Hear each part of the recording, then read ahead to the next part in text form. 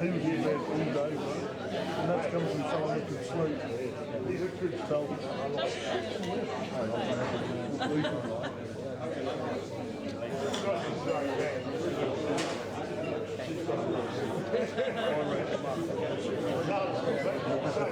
we've done 100, I told him not.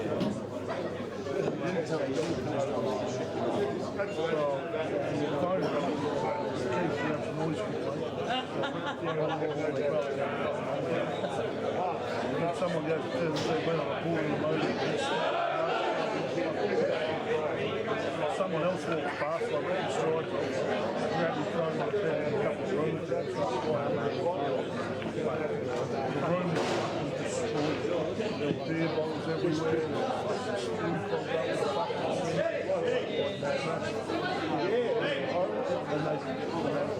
Yeah, Jimmy Dillon's got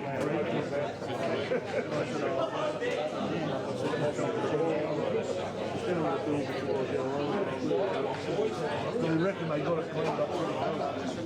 The big fella, I found the phone's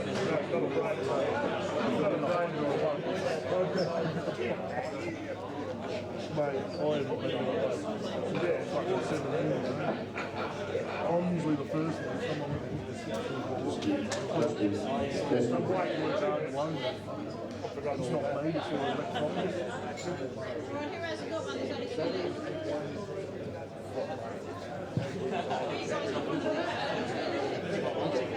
You're more about you never win it with the last two. What? You never win it with the last two. Mate, which number taxi? 42. 46. 42. 41. You never win it with the You write your name down before I change. You never win it with 41. You never win it with the second half. Yeah, I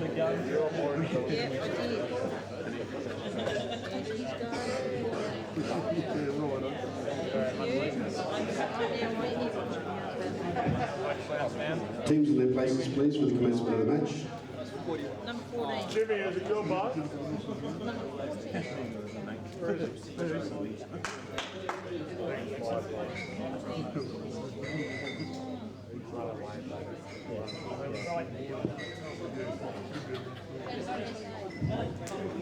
Good team, Victoria, please make an appearance.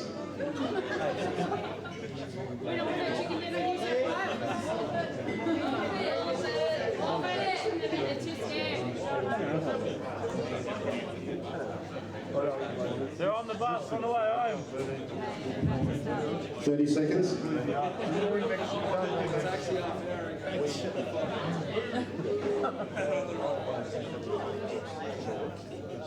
Are they out there?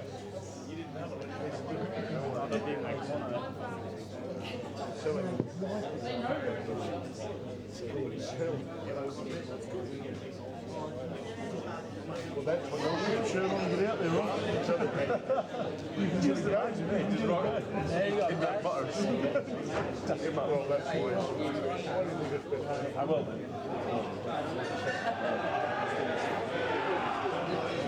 Where are they? They're in the ladies' toilet. They're in the ladies' toilet.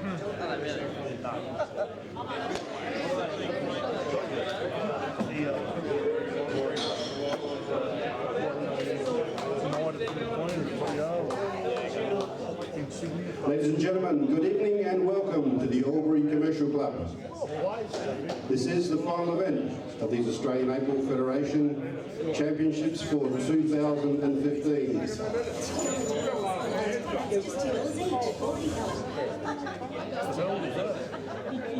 It's my pleasure to introduce this last final to you. And I'd like to commence by introducing the umpires, Neil Brown and Rob Skinner.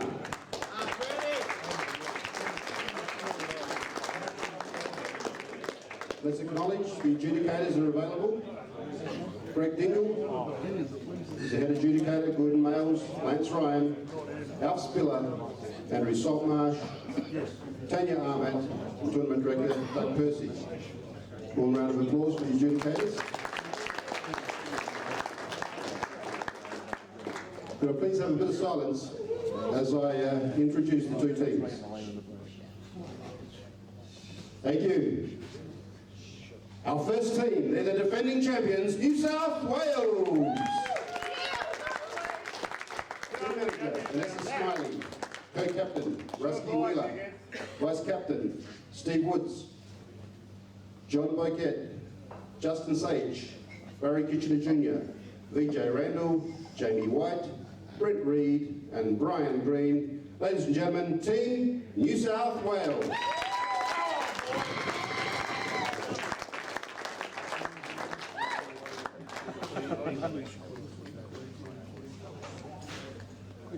Their opponents this evening, no foreigner to these finals. They've won 7 titles.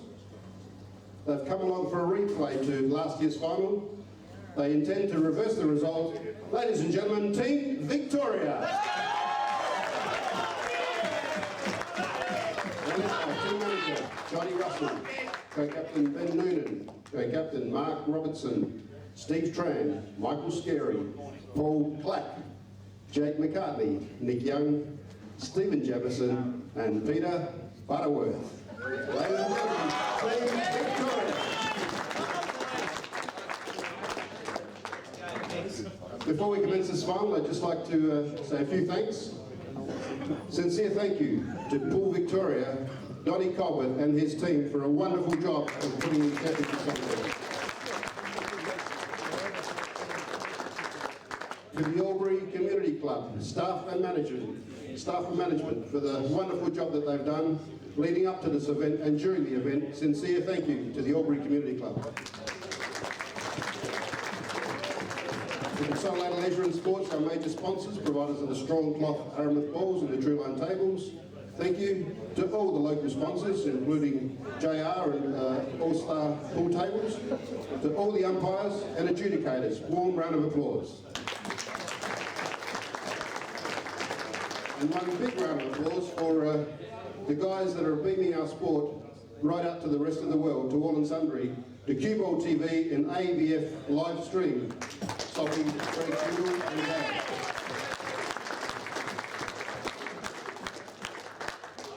Ladies and gentlemen, please be upstanding for the playing of the national anthem.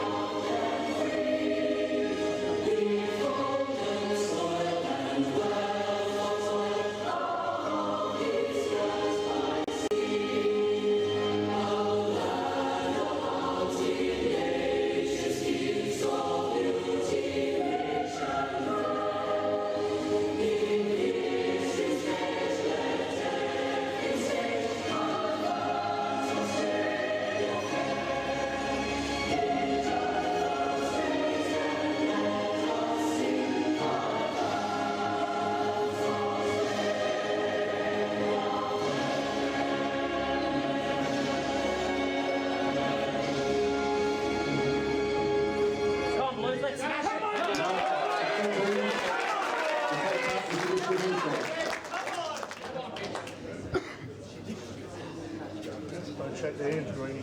Fight on, mate. I wish it was footy, it'd be easier to pull.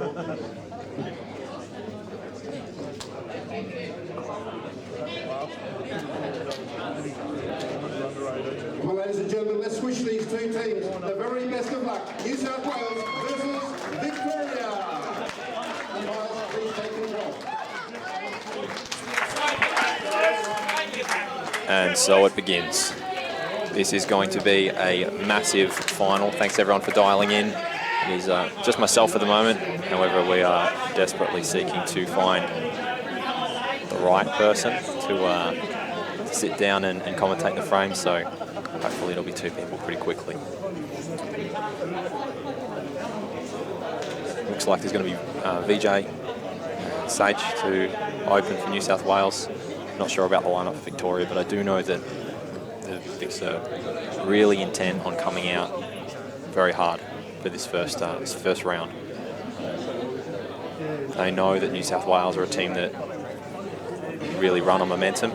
When they get a roll on, it can be really, really hard to stop that train, and they know how important it is to make sure that in this first round in particular, they don't walk off the table 6-2 down or even 5-3 down. They need it to be on their terms from the get-go, and they were able to do that in the second semi, and it resulted in that. It looked like a very tight game all the way to about 8-all, and I think they ran over 17-10 winners. And they need to duplicate that outcome today to be able to walk away as winners. It's going to get really hard if it gets down to 13, 14, 15 all.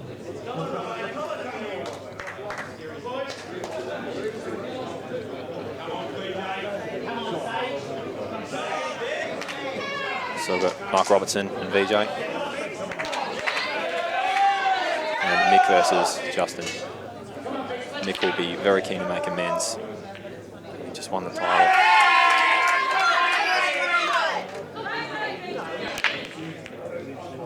And that is a great start. I was talking to Mick before, and he was talking about how important it is to him to play well for Victoria in this final. He felt like last year he didn't get the outcome. Obviously, he played 4 or 5 frames and didn't get a result in any of those frames, and that was after winning the Australian title. He is going to be very hungry to get a result here.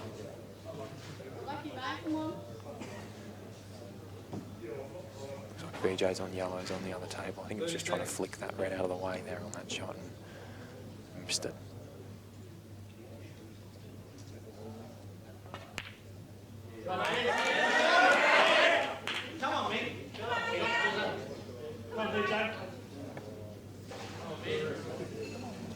VJ will be feeling pretty good about the balls as they are right now.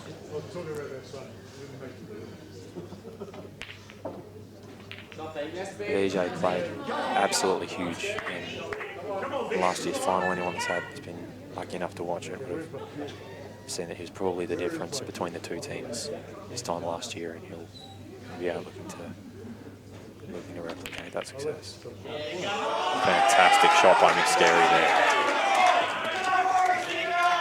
Fantastic shot.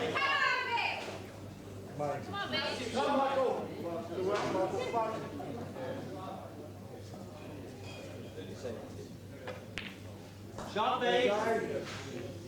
There we go. Come on, Justin.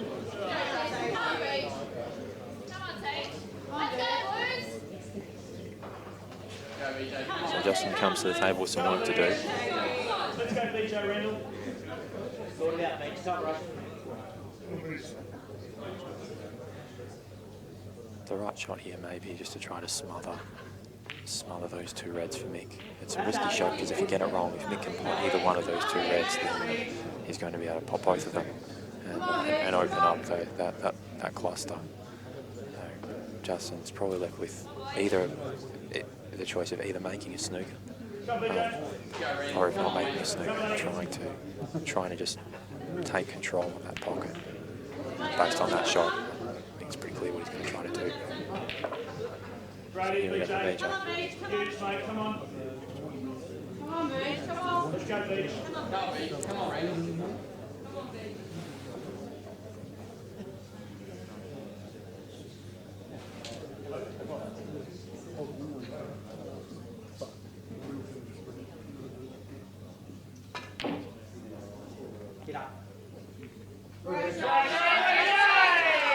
So these are the blacks on Mark and VJ's table. These are the ones that are going to make the difference. Just slightly awkward, should make it.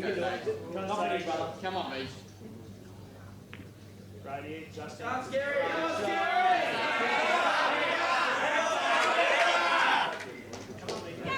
Justin's obviously covered the black there, but I don't think it's going to be enough. I think it's easy enough for Mick to take this red on the right-hand side of the table and then just pot his first red over the pocket, and just the white will just...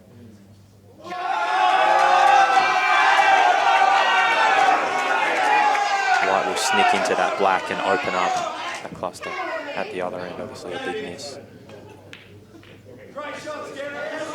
So here's a very important shot for Mick. He's got to play that red that's the furthest left and just flick the black on the way past. And that's what he's done. He's done it perfectly.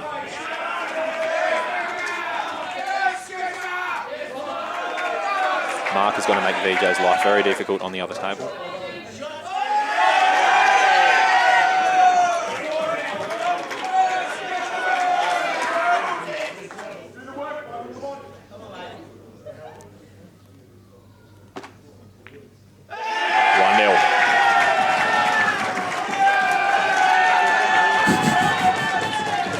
Obviously pretty happy. That's 1 from 6 in New South Wales in finals over the last 2 years, so not a bad start.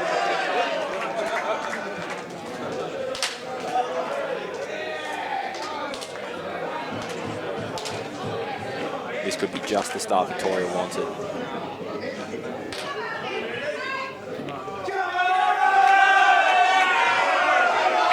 Certainly looking good for Victoria at the moment. Again, early days, there's just so much ball to play. We saw in the final with Mick and Steve Woods.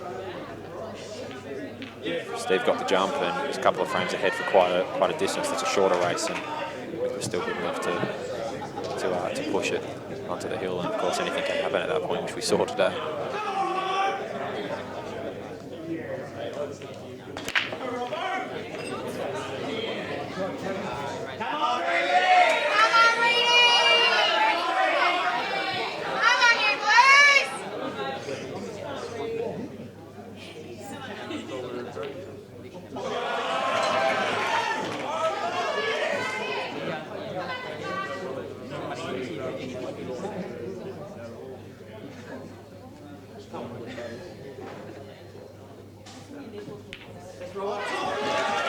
Robbo will be feeling very good about this rack.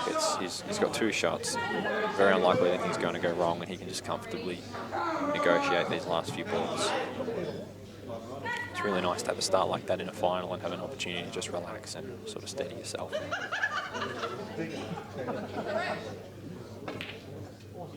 Someone like Mark doesn't need too much steadying, but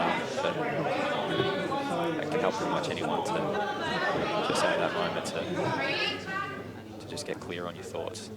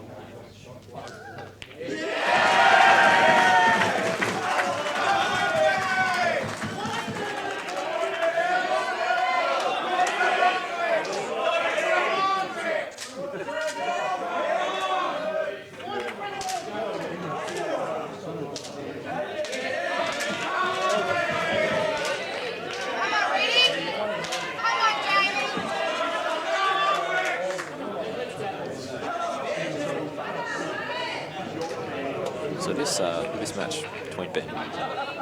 Brent could turn out to be a very good one here.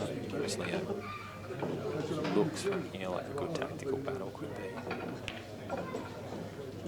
be to follow. Both players are going to back themselves in a tactical battle, if that's what it comes to. Great shot from Ben. He would have liked to push that yellow in the middle of the table at the bottom cushion. He would like to just push it out a little bit more. Still a problem ball. Come on, Jamie White. On the snap.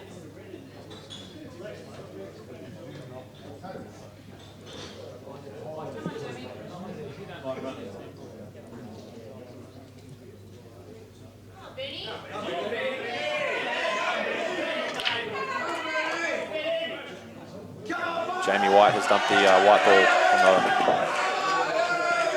the table, so Vics have been pretty fortunate here. They've been first at the table in most occasions now.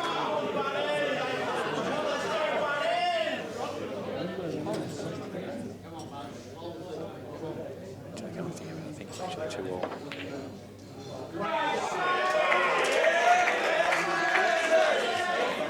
Ben was trying to pop that yellow, but it's still a very good result. And Ben's definitely favourite in this match.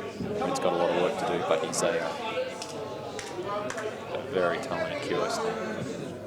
Whenever he's at the table, he's dangerous.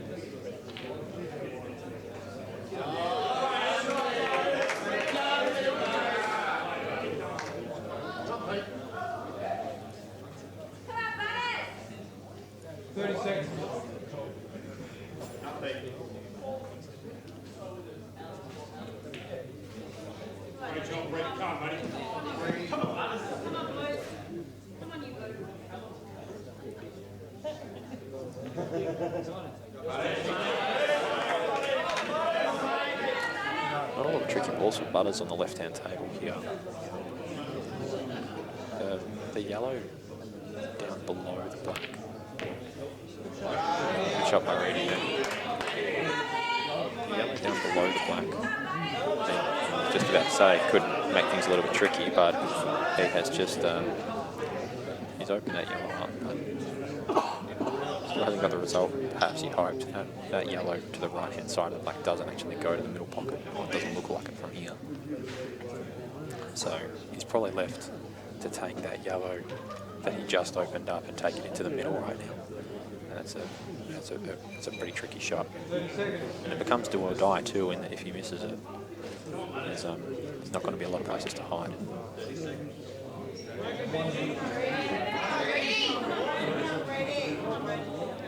Come on, Jamie White. Come on, Jamie. Come on, Jamie. Time to shine, mate. Come on, let's go. Let's go, Jamie. Come on, Jamie. Come on, boys. Come on, Reedy. Let's go, Blues. Come on. Let's go, Blues.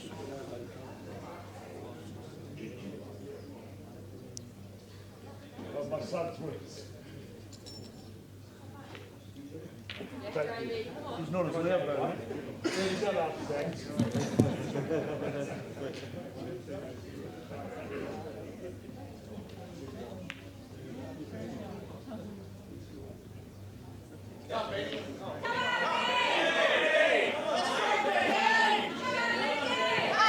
It's developing into a really interesting match between Ben and again, Ben's favourite here. His balls are just better positioned, and that yellow ball over the top left-hand corner pocket makes just puts him in a slightly more commanding position. Brent's trying to wrestle control of the frame back. Hence the previous shot. He wasn't actually trying to pot that red. He was trying to get that red over and take control of the bottom left-hand corner pocket, so that I suppose there'd be 1-all, and they can then fight out that cluster at the bottom cushion for the 5-ball cluster at the bottom rail. So Ben's going to be looking to develop those balls if he can. Those bottom two reds, or those two reds in that 5-ball cluster. If Ben can get those out, it's going to put Greeny under some immense stress.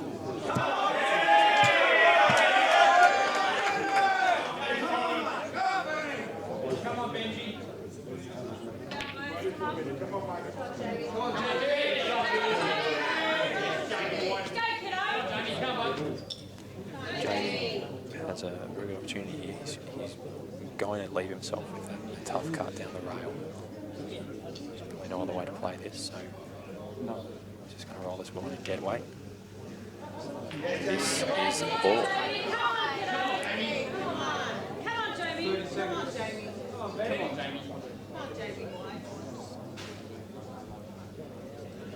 So as I was saying, Ben's going to try to open his 2 yellows. Looks like he's going to play reverse double. Yeah, that's a reverse double there. Great shot. So he keeps 2, which he may need.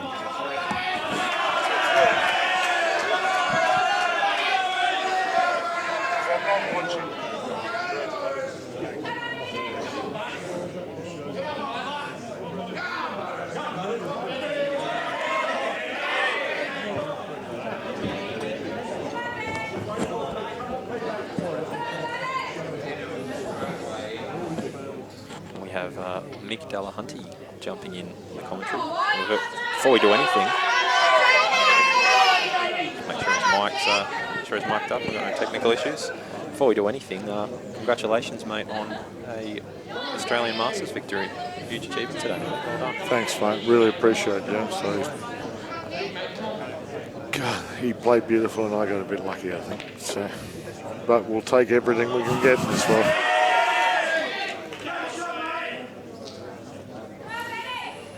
Just joined in. I can't work out who's playing. I haven't been watching. Just had a Jamie on the black. The black does not go to the middle there, so he can only look at it long. It's going to be one hell of a cut. Lee McGlass, Benny Noonan playing Brett. Benny playing Brent on the right hand side. And Jamie White playing Peter on the other one. I think the shot here on this black, the black doesn't. What he's looking at is a snick off that yellow down into the bottom right-hand corner. I actually think if he plays this properly, he can snick the other side of the yellow and send it into the top right-hand corner.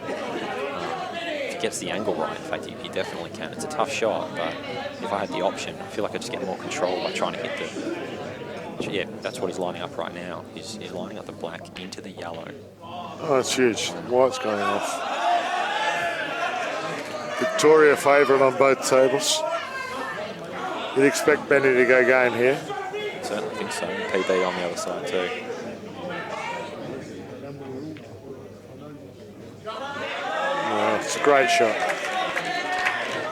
It's a funny one that Jamie just played. In that it's the shot's difficult, but one of the problems playing a cut like that at that pace is that the white's just going to go everywhere. And if it doesn't go in off into that corner pocket, it could come off 3 more cushions and go in off or do something strange.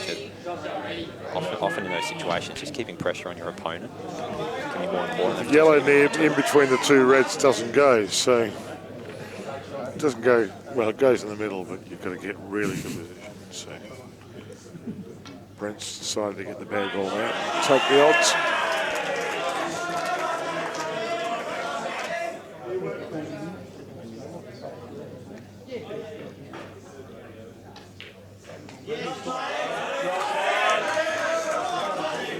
So Mick, start aside, mate. Who do you consider to be favourite for this match?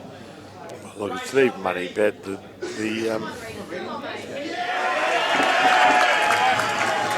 New South Wales guys started the tournament superbly, and halfway through it, I think a few of them were a bit worried about how well they were going in the singles, and they were dominating the tournament, and they lost 3 or 4 games. Not lost, but they lost 2 and drew 1. And I think they lost momentum. Victoria were travelling averagely, but then 3 of the Victorians made the semi-finals of the singles. And the whole thing changed very, very quickly. And I think the Victorians are favourite. They're a better team. Look, it's really hard. They're beautiful.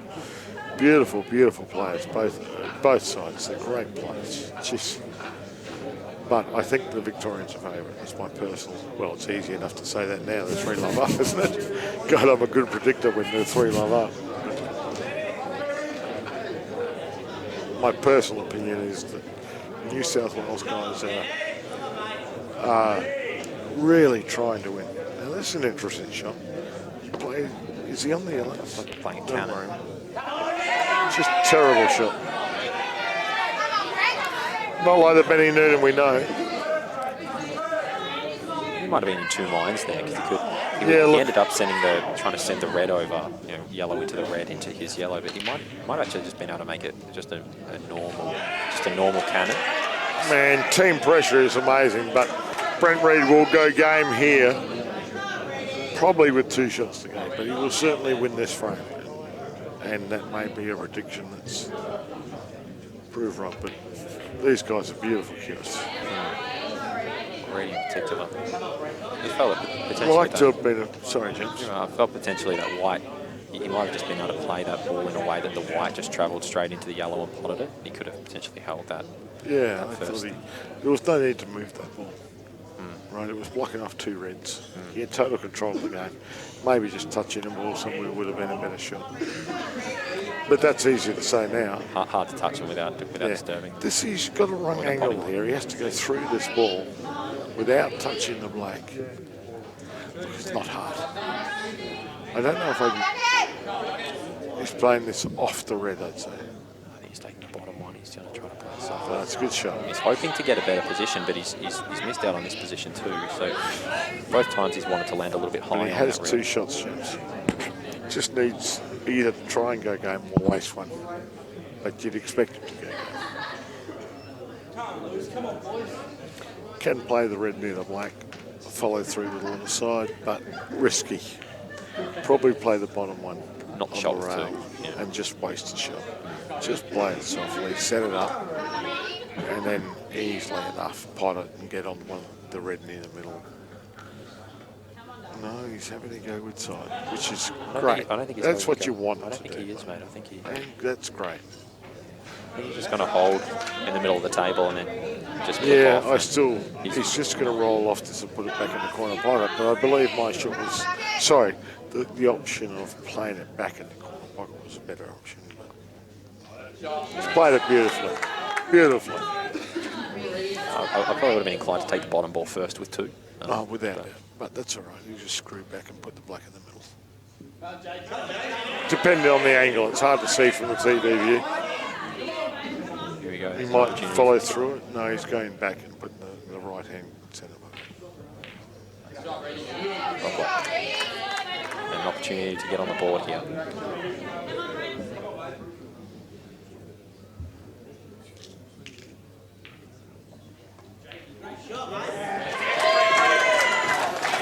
Good finish from Brent. Benny played ordinary shot, James, which very unlikely. Probably the greatest player that's played for Australia in the last 20 years. Before him, Alec Fernandez from South Australia was probably the greatest, but I believe Benny's probably the best player that's played for Australia in the last 20 years. It's a big call, mate, but it's very hard to disagree with you. Yeah. He's contributed so much to the game too in terms of all the... Just a beautiful cues. All time nationals and going all, I think semi-finals in the... semi-finals of world titles. Which is I commentated on the time he lost in 2005. He lost in the quarterfinals to Mark Selby, who's since won a world snooker title. Right? As you do. As you do if you're an English player, professional. And Mark, well, I reckon Benny missed 1 shot for the match. Missed 1 shot and lost 7-3. That's how good Mark Selby was. And it's how good Benny is. He's just one of the queuing geniuses. Rusty with a very uncharacteristic miss there. Yeah, Bit rushed. Yeah. It's him a little rushed. Options. Any game Rusty is naturally. You know what I'd do now? Player. If it was Rusty, I'd pop the yellow over the corner pocket. Give him 2 shots. There are 2. I'd give him 2.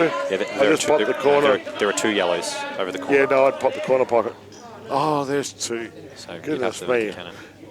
You've got to give up the fact that I'm blind and old is part of the problem. See well enough to win an Australian title, mate. I don't think you're doing too badly. Lucky Mick strikes again. I do apologise for that. There are 2 yellows down there. And potting one on the yellow would not have been a good shot. You could get both of them at the same time, potentially. Yeah, that would have been a good shot. Apologise to the audience. It's a reasonable shot he's playing. Covered the centre pocket. Jake will probably play. Jake's going to want to have a dip here where he Yeah, can. little dip, won't he? Yellow onto the 2 yellows that you were talking about and try and move I think it. he's going to try to bring the white across. No, he's just blade soft. What he's trying to do is just Would push love that to red have out of moved the way. the red out of the way. He just didn't quite get it right. It's hard to tell from here, but what it does look like now is that Jack is on that red and yellow plant. So if he is able to just somehow get the white to hit that red, he should. Rusty's a twit. What the hell is he doing trying to pot out? Why not pot yellow on the yellow, stun the white, and knock the yellow up? I mean, you got coverage there. But this man's a genius, curing genius. Curing genius. I've seen some great players in my time. This man is the best I've ever seen. He's by far the best to look at. By far. Yeah, he's just so entertaining to watch. Oh, he has fun. He tells jokes. He's just ridiculously funny. He's missed it all. Excuse me while I change my commentary. He can't play.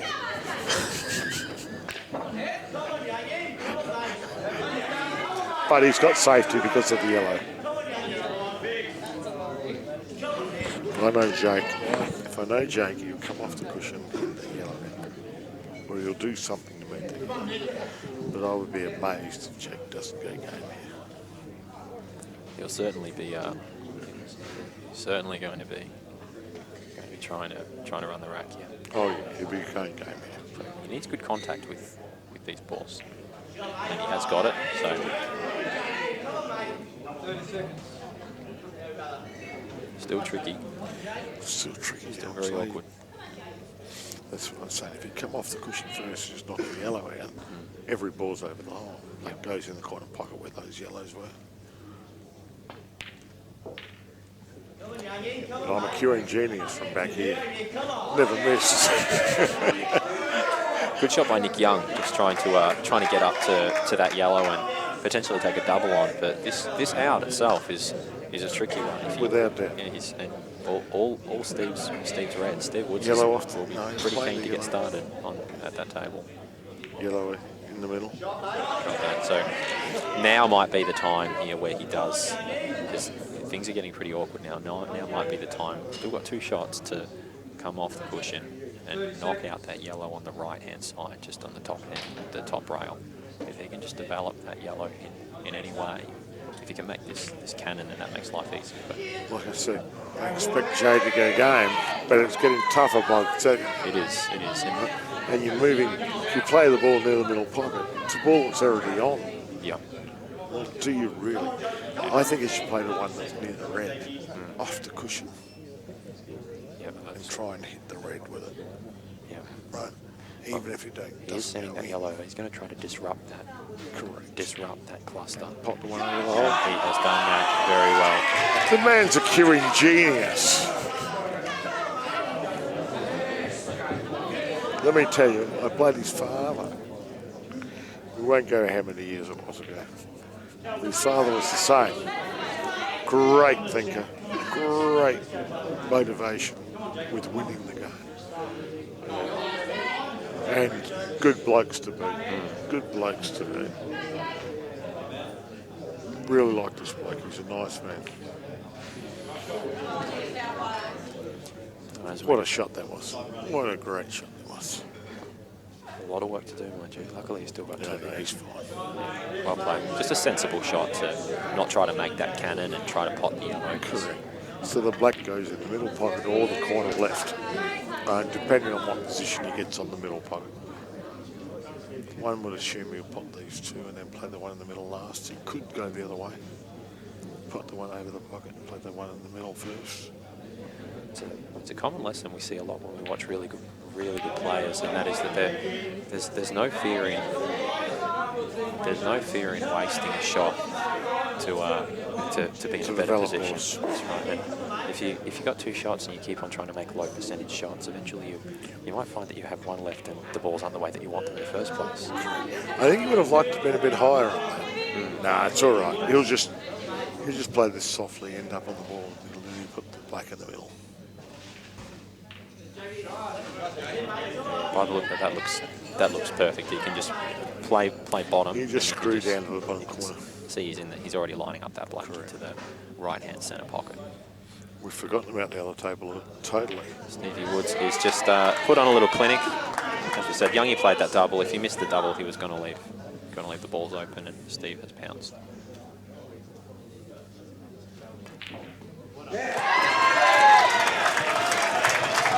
Jake's perfect. I do apologise for missing the other table. We were concentrating hard on Jake's game. Jake, the black in the middle. One would assume he's going to play it. He's got it. I am blind. I didn't see there was 2 reds there.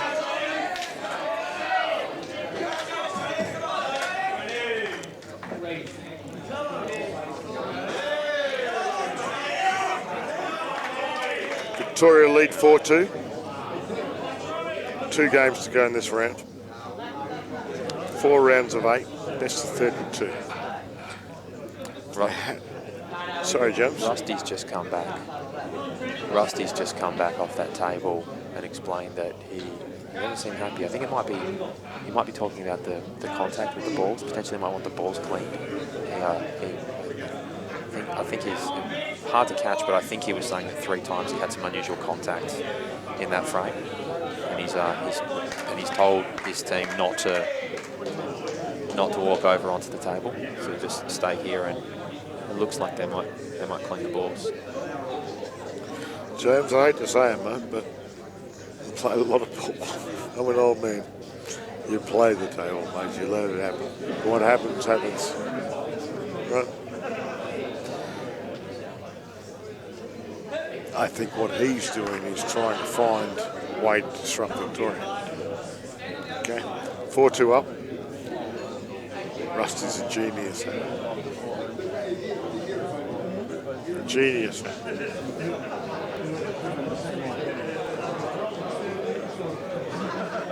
Well, it looks like Rusty might have made his point in that you saw those 3 balls just that he played just that Buff rolled down the table, just roll away. So if it is possible to straighten the table, it is probably conducive to better pull. But I certainly agree with what you're saying, Mick. You know, at the end of the day, depending on the table, you can't always pull out a spirit level and a wrench, mate. Mate, you're playing pool. Go and play some pool. Give me a break. Sorry, but Rusty's a genius at it, mate. He loves it. He's just trying to quieten the game down. And that's fair enough, too. You do what you can for your team, mate. Stevie Tran about to break.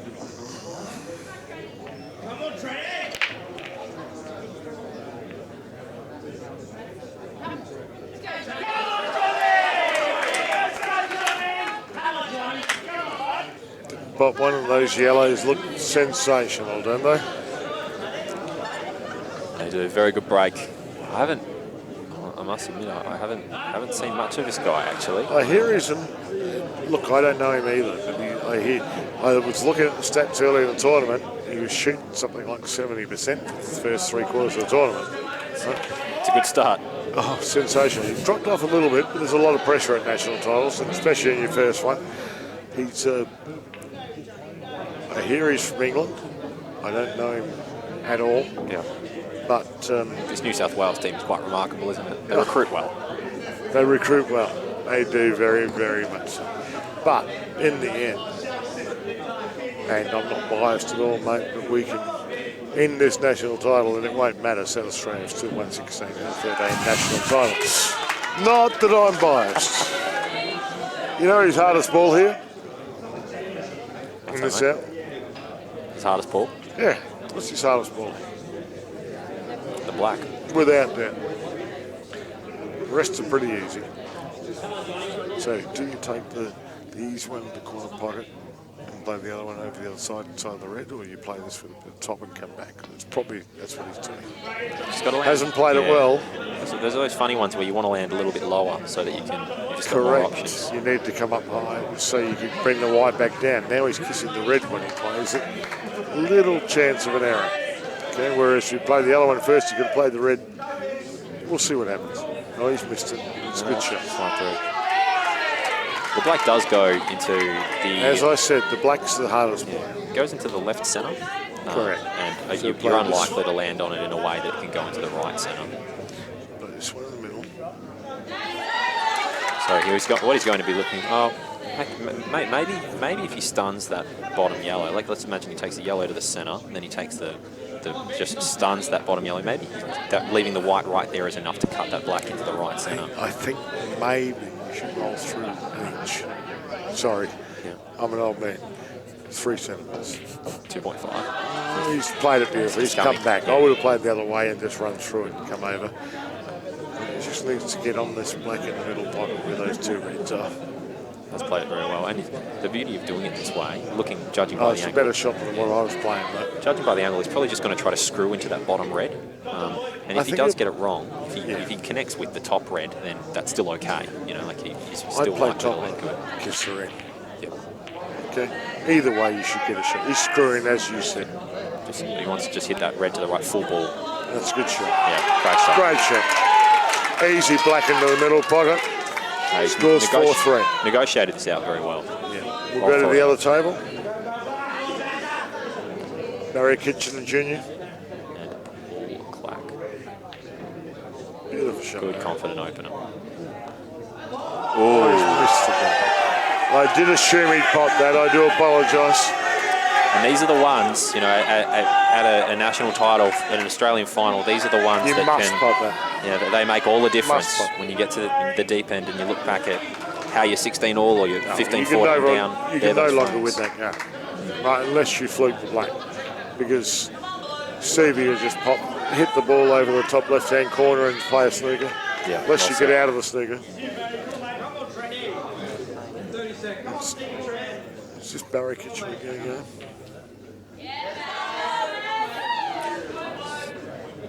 They look all very ABC right now. Passes to the bottom. Beautiful players, boys. His father and his uncle played in the Masters, mate, and they are just cueing beautiful cues. Beautiful, beautiful cues. Really nice men as well, as is Barry. But just beautiful cues. Snooker players. And New South Wales, is that black on in the corner? It's not the best angle I've seen, unless the black goes in the left-hand corner. That's the left-hand middle. I'd be pretty confident. Yeah, but his white's travelling below that. Is it? You can't just stun and hold? Yeah, no. He's lost his white a little bit. He's below. Yeah, he is, you're right.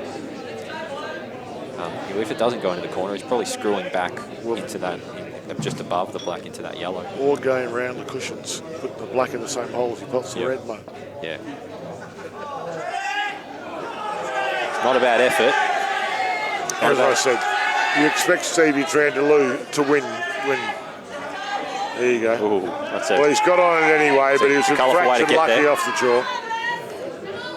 Now you have to watch out for the yellow in the corner pocket. Right, just about to say, the only challenging thing here is that uncertainty can play on your mind. You know, you need to, you just need to be confident, focus on the black. Yeah, but it affects your shot. Barry's good enough to do that. Barry's beautiful kids. Yeah. Like I said, his whole family is like beautiful players. Sometimes when you don't know where the white's going and there's that risk of in-off, it can make you miss the pot if you decide that it's not going in off or you're not going to really fail. You've just got to back yourself.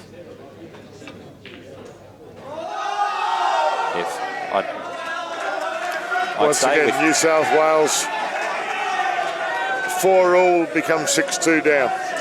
Yeah. And I expect that to be the score. That's a very good example of what I was just saying. I'd say with Barry, if we took those yellows away and just left that white and black where it was, he'd make that black almost every time. But just that confusion and that uncertainty around what's going to happen after he knocks the black in just erodes your concentration a little bit, even for a player as good as Barry. Stevie Tran, his 2 shots. No questions what Clacky's going to do here. Doesn't play the double back. Just rest it right up. Yeah, looks like enough.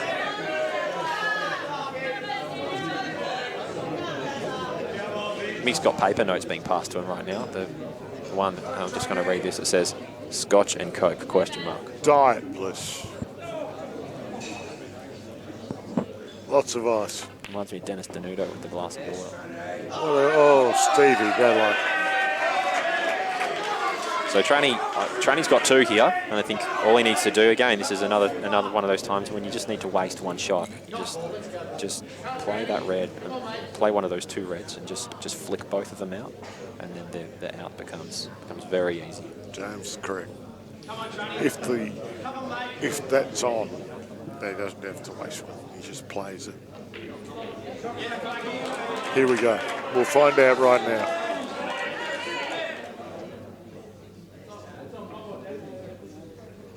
I think you're right, James. I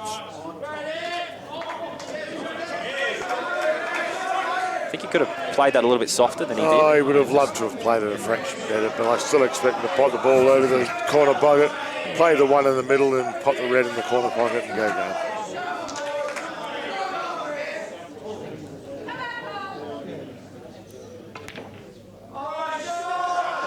A little too far. He's going to actually do it a little bit differently now. It looks he'll probably roll through this red down the bottom on the black spot. A lot of pressure, James. Okay, this isn't easy. So he'll be taking the, looks like he'll be taking the red on the black spot and trying to land a little straighter on that top red. And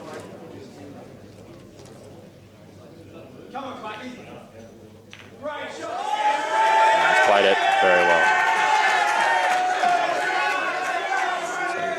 Screw to the side, cushion and back out. Absolutely, and he is a master at this. He doesn't have any issues with this whatsoever. And Paul Clack hasn't played for about 2007 was his last game. I do remember. Oh, I don't want to talk about it. 2007 South Australia. I'm just not bragging. Well done, Stevie Fran. Great finish. I think you guys are. You pushed us to a 2007 South Australia trailed 16-13 and won the last 3 frames. Yep, I was and lucky. one of those was I was lucky enough to beat Paul Clack. I was lucky enough to knock in the 16th frame, or knock in the 16th black for Victoria, and we were feeling pretty up and about there in a race to 17, 16-13, and then we obviously we capitulated after that. We got very lucky that day, and I was lucky enough to beat Paul. And for his sake, what a beautiful man he is. He's a nice gentleman, and I would love to see him pot a winning black in the national title. But whatever happens, so Paul's about to pot this black and screw back for the black. Sorry, pot the yellow and screw back for the black. So that has not worked out the way he wanted. He jumped up on it a bit. He was very stretched, and that's probably one of those things. Clacky's back to the game after a big break, and just probably hasn't played a lot of shots like that before in the last while, and just that lack of familiarity. Good luck, Paul. Little pot, screw back. Straight out. Great pot. And a safe white too. See that white ball? Hard up on the top cushion. What a great shot. Oh, my son's just turned up and giving me shit. Oh, love and life, mate. Love and life, my friend. We were saying, if you've just tuned in, we were saying at the very beginning that Victoria really put some emphasis on coming out of the blocks well for this particular match. They knew that New South Wales would be if they got their tails up in the air, it'd be really hard to peg them back, and they have just put everything into that first round, and so they'll be feeling fantastic about getting that result. Well, James, I think they're a bit lucky there. 2 easy misses, so there's a lot of pressure on New South Wales, but it could have easily been 4 of them. 6-2's an enormous turnaround. And from here, there's a great shot by young boy Jamie. He's going to cut this yellow in the middle pocket. He's going to just come off the cushion and move that red out of the way and should go game here. Really nice shot. Mark on the other table is going to be feeling a little nervous about this break. He was telling me that he's found breaks on these tables really difficult to get a ball. He doesn't understand why. It's a great shot from Jamie. But he's certainly going to give it everything. You can expect him to hit these balls pretty hard. He's typically very good on the break. So they're in my pocket. Shut up. He's going to. You can expect to see him hit these balls with some force.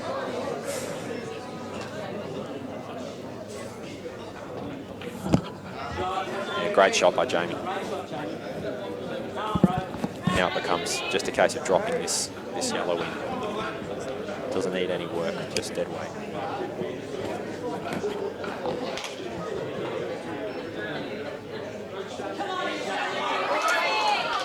Oh, I didn't mean dead weight like that. Hasn't he played this beautifully, James?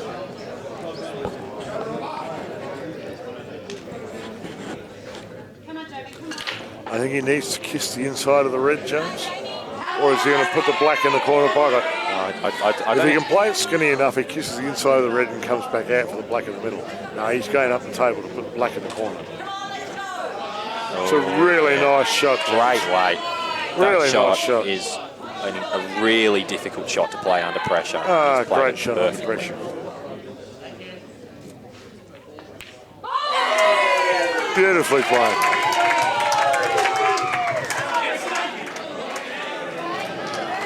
So we now have 6-3 to Victoria.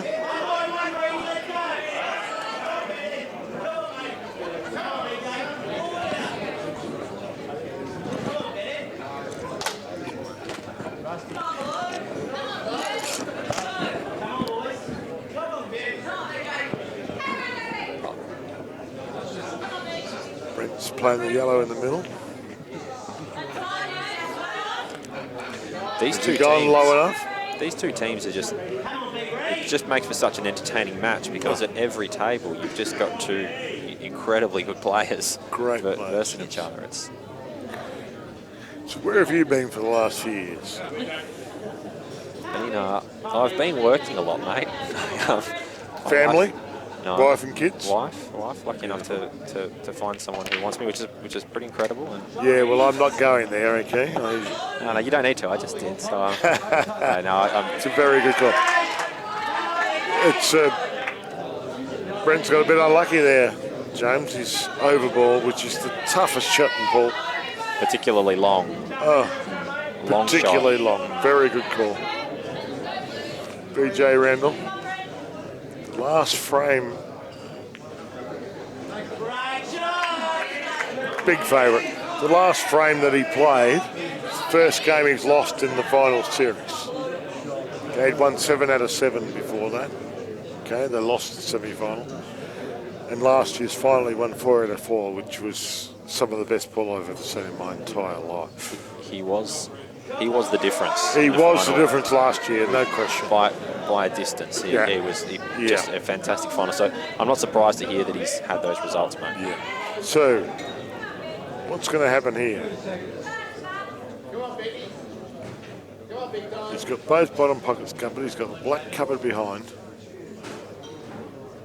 Tough spot for Ben. Oh yeah, Ben is in real strife. Is he going to give 2 shots? No, he's going to try to. No, he's just covered the black. Smother. VJ will play the ball into the middle pocket. Let's have money on the table. VG has such control of this match at the moment that he sort of needs to keep his foot on the accelerator a little bit. Without doubt. Yeah, he needs to put Ben under the pump, and the more balls he has on the table at the moment, the easier it is for Ben to tie him up and hold him up. He has a lot of ascendancy with those 2 yellows down the bottom. So I believe the VJ will go game. I believe he'll pot the ball in the middle, pot the ball up top. This is a big part of this. If he's going to go out, and this shot here is going to be where it happens. His table's very difficult. They've been really, really tough. He needs to pot this and screw back.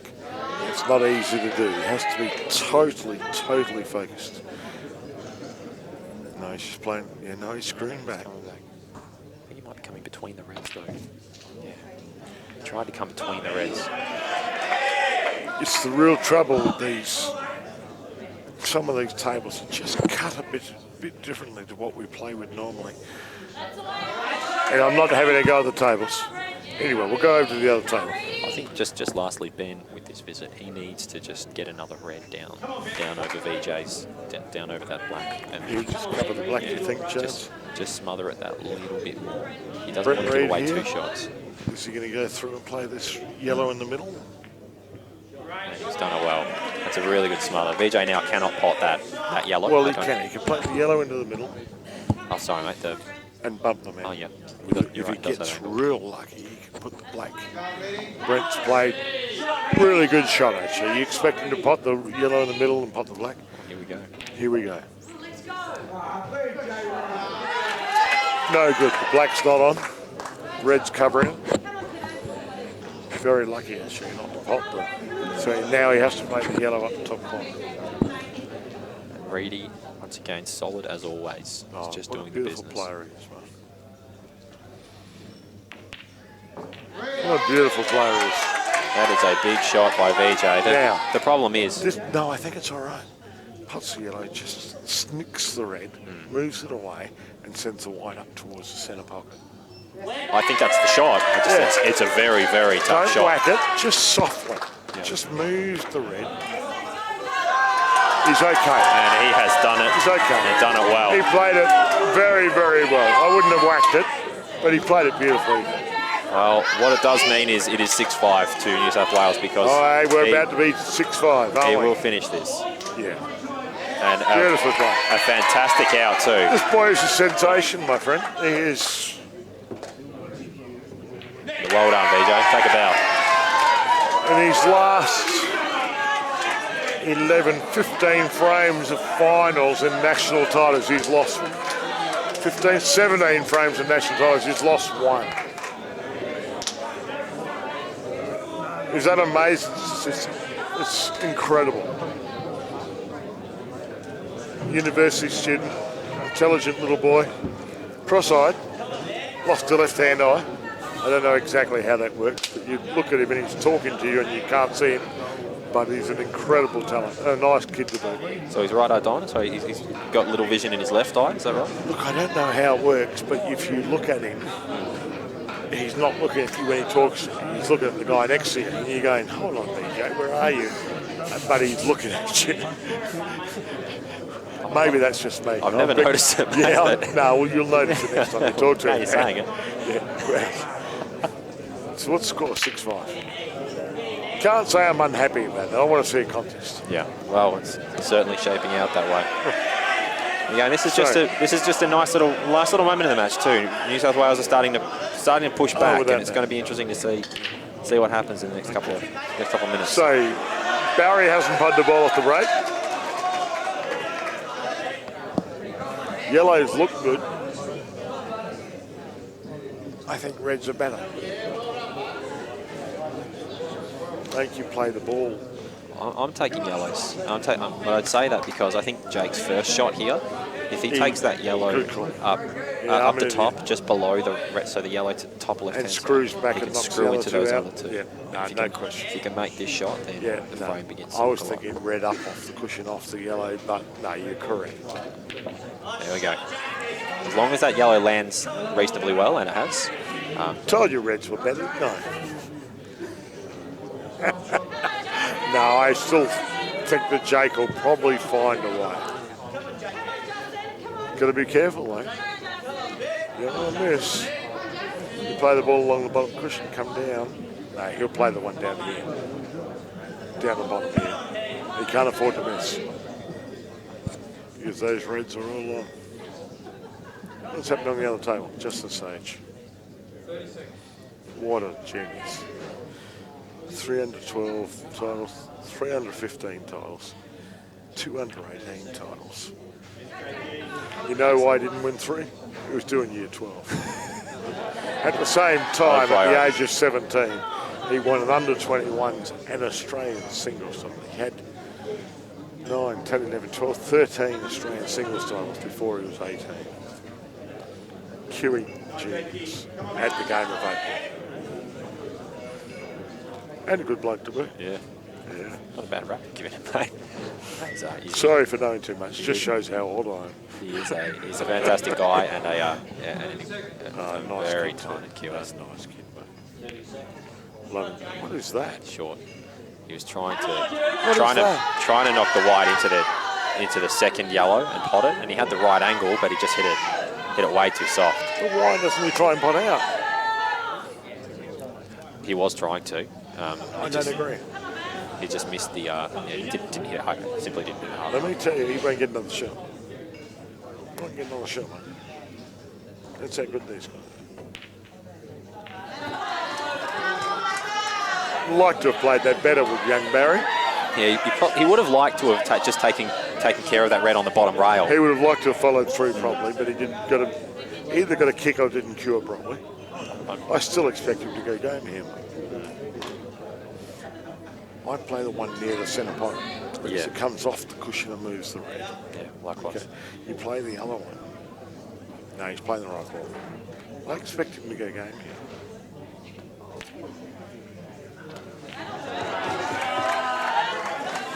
So much for my predictions. Having said that, it's a good shot. The benefit of playing that shot was that if he did miss it, there was a chance you're going to end up with that outcome. Well, he missed it. I thought he got a bit lucky. He got the jaws that sent him in front of it. I thought he should have played off the cushion, off the yellow, and he would have found it very hard not to go game, the way the balls were sitting. But the level of competition is that there's a few nerves out there. Here we go, Justin Sage.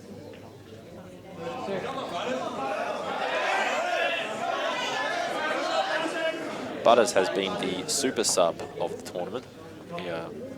He rocked up here as a team manager, and he could potentially walk out of here as an Australian title, holder, which is a fairly unique situation to be in. But to his credit, after getting the call up, which would have been potentially a bit of a surprise, he has played some fantastic pool. It's interesting. I know Peter from a lot of years, and 4 or 5 years ago, I would have told you I didn't rate him. In the last 3 or 4 years, one of the great players. He can go game from anywhere, and nice man. Doesn't drink, which is a real shame because we all like a drink. But Peter has turned himself into he's always a good man, but an even better man. And Justin Sage, okay. Now we're about to find out. Peter Butterworth, prove me wrong. You're in. Prove me right. Prove me right. These tables are tough. Corner pockets are tough. Said it. How do you go game? Just looking at the table, the tricky ball is the red next to Justin's 2 yellows near the centre. The others he can negotiate and find a way to get on. So he's probably taking this and trying to actually move into that space where he can negotiate that red down the bottom. So he would have liked that a little bit further, but that would be enough. Because screw up. Put the other red, the bad red, the one that's near those 2 yellows, in the middle pocket. That's exactly what he's going to do. He's going to just screw back onto the side cushion. And he's just going to drop that red in. Fantastic player, mate. 3 or 4 years ago, we wouldn't give you tuppence for his game. Okay? Right? It's something right that... now, beautiful player. I've spoken to Peter about this, but I've spoken to a few people about this. I have so much admiration for Peter in particular because he's one of the only pool players in the country, in my eyes, who has gone from spending a lot of years being a reasonably good player, and then decided at one point, you know what, I'm going to flick the switch and I want to be better, and he's done that. And a lot of players say that they're going to do it, but he's invested the time and spent time playing with the right people and doing all the right things and playing snooker, and it just shows that you can do it. You can transform yourself into a great player. You can screw hard here and put the yellow safe. If he pots it, that's exactly what he's done. The challenge with that, though, is that he's now not on. You're not going to go game. That's right. Okay. So, but you're giving yourself half a chance. So what do you do here? You come half ball off one of those reds and try and sneak it behind the other one? No. you can either make this, even the snooker's so difficult because Jason's got that red on, that yellow over the other corner. I think the right shot there was actually to try to play that through and then potentially play out of those two reds that are next to each other on the cushion, play the bottom one first, then play the one to the right of that, and then play the other red. Well, I don't mind the shot. I'm playing the red that's close to the pocket and try and get behind the other one. He hasn't played the ball I would have said. Right? But one of the things that he did do, of course, and as we said, it was that he smothered that red, he killed that yellow that just I would have played the other one. Tried to get him perfect behind the other one. If you didn't get it, you were only leaving in the one that you just knocked safe. That's the only red you were leaving. It's very easy from here. We made the joke before about being a commentator, you never miss a ball. I nearly went off a ball from here once. One just sat on the lip. Also, the angles are very deceptive. You know, we were talking before about thinking that Pete probably should have run through with his second last shot there. But the reality is, when you're down on the shot, that might not have been on at all. You know, you just can't know without. Really depends on how easy that yellow on the top side of the centre pocket is. The yellow doesn't. If it does drop into the centre, and it would, but it's an incredibly delicate shot. I think he'd be lining up a double. No, I believe it's probably easier than it looks, James. What about when you look at the table, mate? If you look over here, I think it's well past the jaws. It's. You know, I believe he'll play it for the centre pocket. He'll run through this off two cushions with left-hand side. You may be right. No, he's playing it, as I said, top with left-hand side. Come on, let's go, Blue. Put him in the middle with straight black in the corner. We're about to find out, mate. Sorry, that's how he lined it up. He's changed his mind since. Maybe you're correct. We're going to find out. But he's given himself no, he's playing left-hand side. We're on the money. Running through the side cushion, the bottom cushion, and running through. One. As long as he doesn't land like that. Very unlucky. One more roll to the left or to the right, and his shot becomes a lot easier. But again, I think it's an ordinary shot. Do you think he's going to make this one, mate? I do. Tough pot. Man's securing genius, mate. Man's securing genius. One of the great players that's ever played the game. Let's bury up two over there. Well, we'll finish for Justin. In the meantime, Barry and Jacob got themselves into a bit of a tussle. Just snicking off it and leaving the white down here. Or you wanted to get the final today. Left nothing, though. Huge shot here for Justin. Big shot for New South Wales. Massive shot. Really well played. And sorry for predicting that, James, but, you know, I don't know what this boy is, mate. And more importantly, Justin will be really keen to make this 6-all. Oh, he needs to cue beautifully through this. I expect him to pot up. Nerves play a part. Goodness me, nerveless. 6-all. Now we have a game.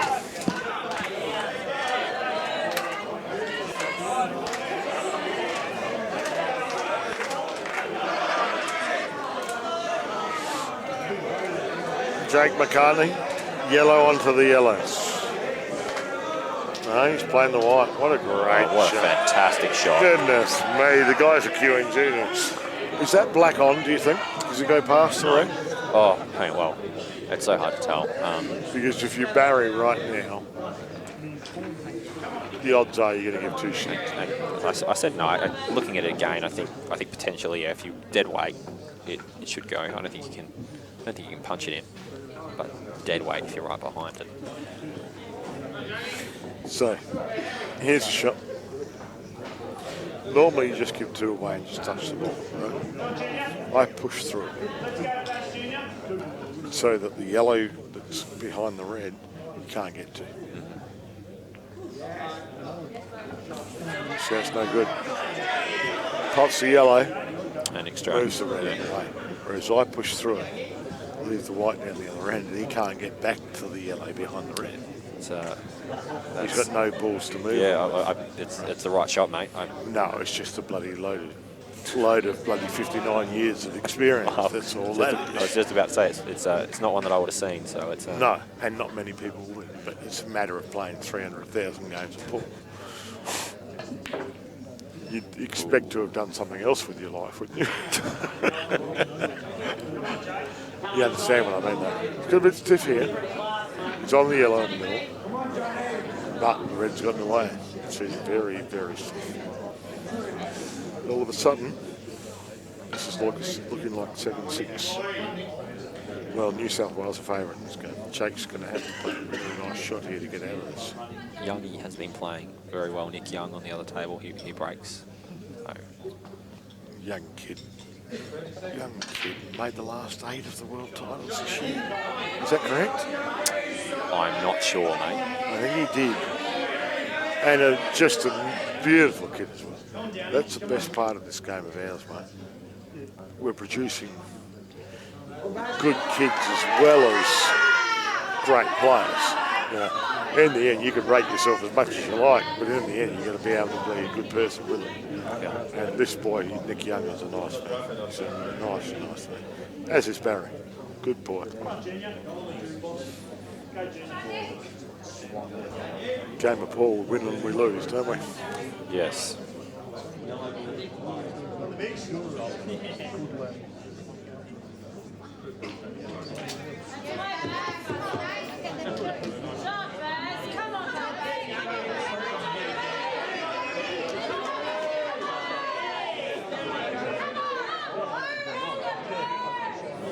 What a great shot, Barry Jr.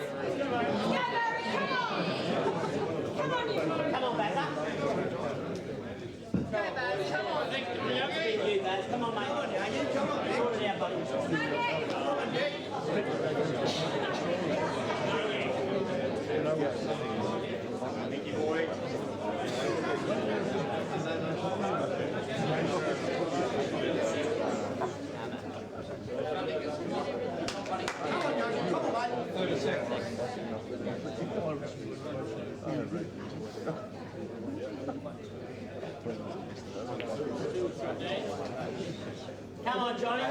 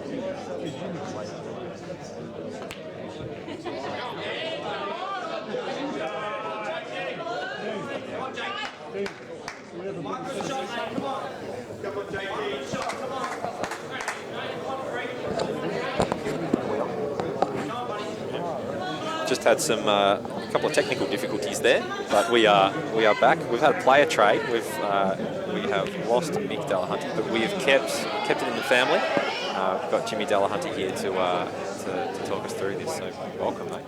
Thanks, mate. Hello, Jim Bob. What's been your take on the match so far? I've kind of been wandering around a bit, mate, not really paying a whole lot of attention, so I guess I'm going to have to actually watch some of the shots now. This will be good. JP. That was a big shot. Any danger of you making a mistake ever? He's just a genius, this bloke. is automatic.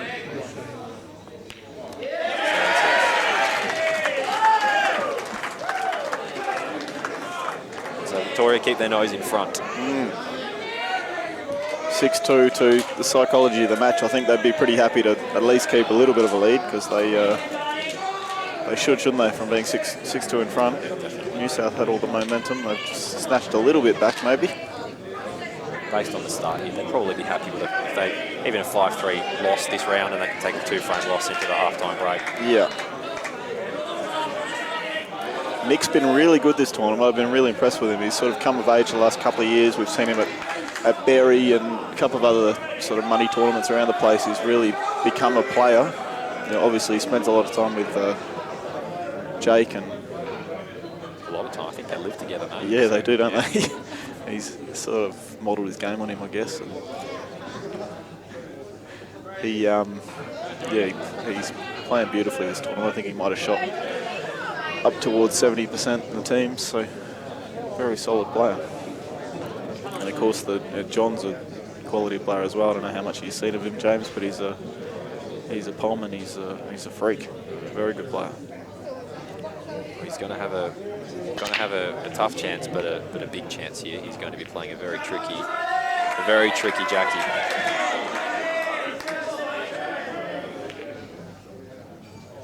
He's played it well. He might have got a bit stiff though. I'd say that's a total. Yeah, a bit unlucky. He really just had to pot that, didn't he, and hope that he ran into that yellow or that that it came out okay. So it's probably a bit unlucky. The pot's so challenging that it's just hard to put any concentration or focus on the white. Yeah. Sometimes you've got to hope for a result. It's credit he wasn't faced by the pot. It's an interesting situation here, Jimmy. Like, if it is a total, what are you doing here? You obviously want to keep Nick under the pump if you can. It's a tough one. Do you play a deliberate foul and make it tough for him? I think you probably do. I think getting out of the snooker, potting the ball over the hole, obviously is no good to you. You're just going to have to put... He's tried to get out of the snooker. So that's the best result for Youngie. The best result is when someone snookers, when they try to get out of it and they foul. Because they haven't disrupted any of your balls. They stay unchanged. Yeah. So Youngie will be really wanting to just close out the frame. Oh, he'd be wrapped with that. He's got 2 shots. He's got a couple of balls down by that red pocket, but that's all right. He's got 2 shots to deal with them. This is the sort of out that someone like Nick should, he's going to feel like he's going to get these 80% of the time. Of course, there is a little factor called pressure and dealing with the moment when we're talking about an Australian singles final, so that's that's a part of it right now. But he'd get these 80% of the time in practice.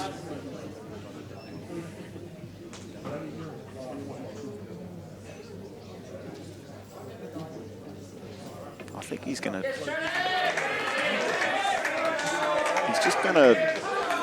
He's going to have to screw back off this one in the middle and get in behind those 2 yellows down by that corner. So this is the key shot coming up here. If he can find a way to get in behind those 2 yellows. Do you give up a shot? I mean, all the balls are open. Do you just bounce that red out off 2 cushions and just go on your merry way? See that? Because you're so good on this, you can just screw in and feel comfortable. I suppose this can't go wrong in the sense that if it doesn't land the way he wants to, then he can waste a shot anyway. Exactly. Yeah, no, I'm never a fan of wasting a shot if you don't have to. I'd rather keep my 2 because the security of having those 2 shots. Yep. If you can make position, then make it. He might even have an angle to pot that one over in the corner and actually screw in behind the other one. I think he's actually looking at it here. He might be a tiny bit too low for it. I think you're right. It's a bit too straight. He can't get underneath the other one, can he? I think it'll be just be trying to come up and maybe hit that red or just land past that red and double that back. Double. Yeah. So now, because he's landed high here, it makes it very easy because he can just play this dead weight. If it goes in, then he's got 2 on a fairly straightforward black, and if it misses, then he can just roll it in. So the key is just making sure he doesn't snooker himself, really, isn't it? He's got to just make sure he gets that white in a position to be able to play the yellow with the second shot if he happens to miss it. Oh, it's a smart shot. He's played to miss the ball to make sure the white was, he controlled the white.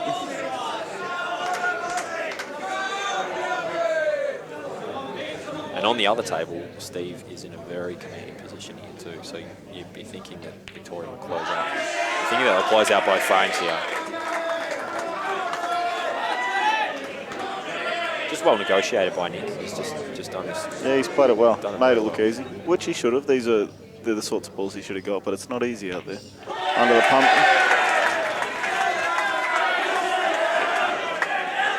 He's shown a bit of character this tournament. Nicky's played well under the whip. It's good to see.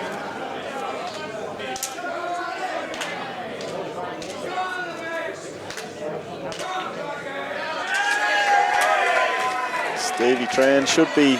It's not the sort of black he'd miss too often, is it? No. You wouldn't expect him to miss this one. He's pretty solid with these kind of shots.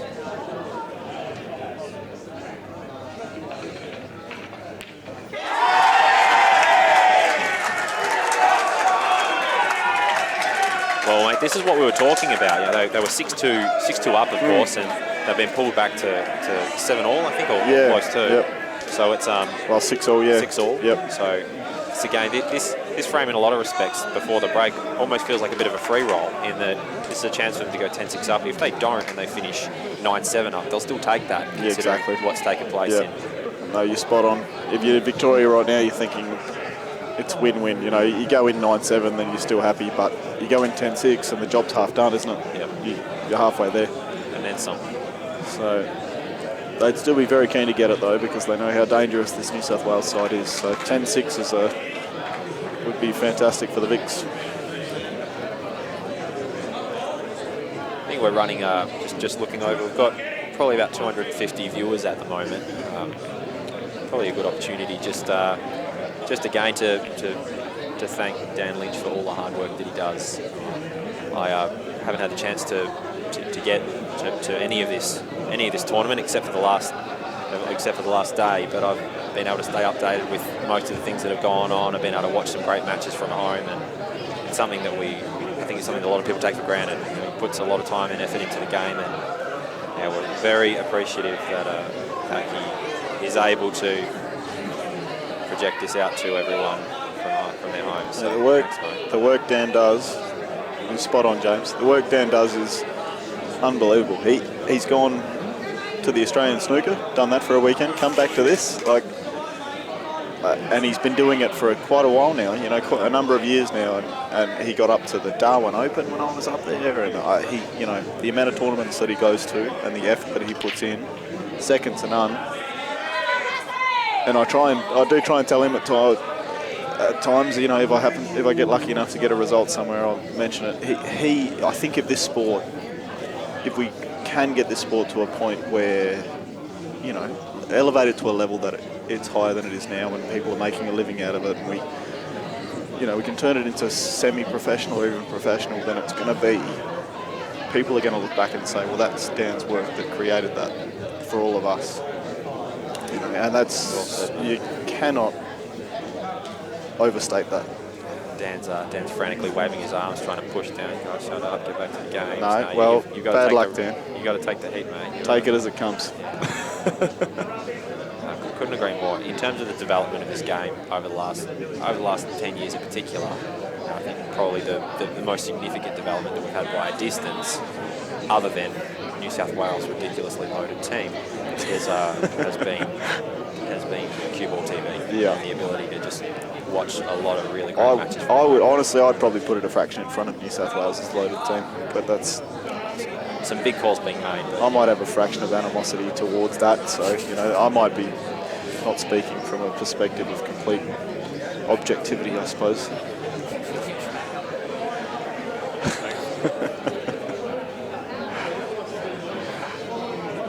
But Dan wants us to shut up, so here we go. We're back with Rusty.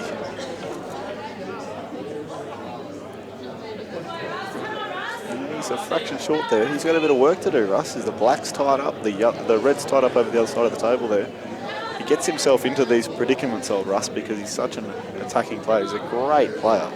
Maybe the most talented player we've seen, but he gets himself into these situations because he is so attacking. doesn't have a different gear. I think the gear's changing right now. I expect he's going to lay up. He can, just in his body language, I can see he's decided to stop committing and to put on the air brakes. Yeah, it's the wrong call. He does have it. He does have a different gear, but he probably just takes a bit longer to find it than most of us. He still knows he's still a great safety player as well, but he doesn't choose to bring that side of his game out very often. And as we said, it's when he does pull it out, it's air brakes. He never gently slows down. It's just goes, shit, puts up. Yeah, hang on a minute. It's a handbrake stop. Yeah. But he certainly does have it. Certainly does have a strong B game. And we may be seeing it shortly because Rusty's not going to have many options available then to play the. We say that. He could easily have a dip here. He's actually a very smart player when he has to play safe. And he's played a fairly smart shot there, but he'd be a bit disappointed he's let that red run away from the middle. But he's put Clacky's yellow safe, which was the main intention of the shot. If you're Clacky here, it looks like you can. If you're Clacky here, do you potentially just double that yellow, just try to neutralise that shot? I think you probably do, because you're in this situation now. If you're Clacky, you're just thinking, you're trying to get in front of the other bloke, which means open up as many safe balls as you can. If you can sort of pot or at least open up the balls that are your tricky balls, as he's just done. You know, he's thinking, get my balls out to the open. Now that puts Rusty under the pump. It's an interesting spot for Clacky because the Clacky of old here would probably back himself and have a dip here, but just having that time off, it'll be interesting to see what he does here. A bit older, a bit wiser, and as you say, several years without playing the game, maybe a little bit less potting confidence. Like I said, he just doesn't look like he's lost too much. No, he's always been a great player. He's got a bit of pressure's off a little bit because obviously he's got Rusty's red tied up over the other side near his two yellows. So Clacky's in a situation where he can now hopefully do something about his tough yellow over near the black there. And of course, if he doesn't pot it, he knows Rusty's not going game without something freakish. The challenge here, though, I think Rusty, when he steps to the table next to him, he's going to have a go for a couple of reasons. One, he tends to back himself, but it wouldn't surprise me at all if the shot that we see here is Rusty potting that red in the bottom left-hand corner and just setting the white across to that cluster and of trying to extract trying that. To explode them. Absolutely. And then well played, Rusty Wheeler. All right. Well, he's just completely. Clacky's tapped the table. He can't believe it either. I think Clacky can play the yellow that's at the very bottom. Don't you just sneak under that yellow? Just clip off. Is that what you're saying? Just clip off that yellow and lay the snooker. You can't go. That's the shot, isn't it? There's no other shot here. Clip off that yellow. He's got two shots, mind you, so he has to do that twice. You snick off it, then have to snick off it again. Yeah, he does have two shots. I did forget about that. I think it's a great shot by Rusty because Clacky's got some decisions to make now. Might try to extract both balls here. There's one, and there's the second. He's played that very well. He can just get a result. You know what? Rusty forgot he had two shots as well. Rusty's up there at the table.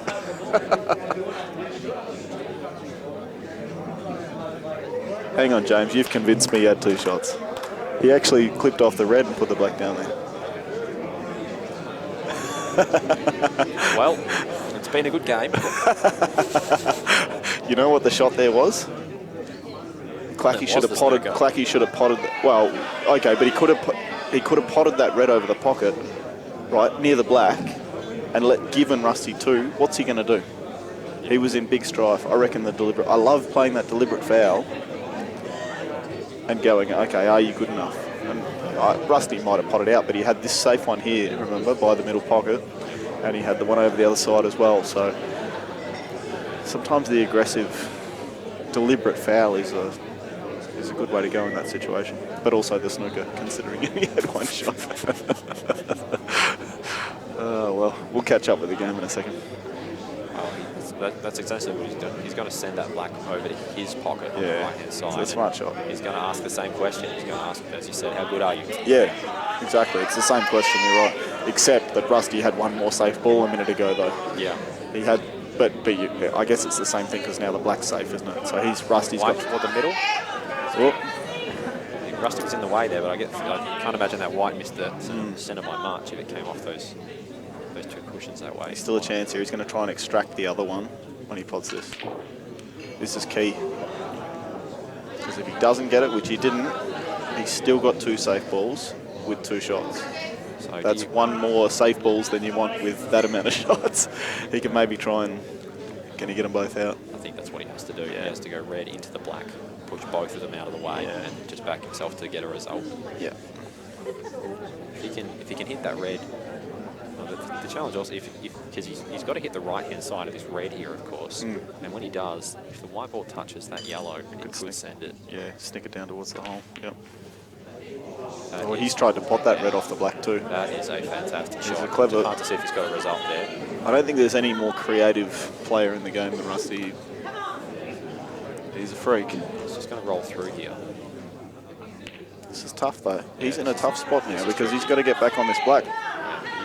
It's either you either roll, even then, I mean, rolling in dead weight's not an option. I kind of feel like you have to come up back here.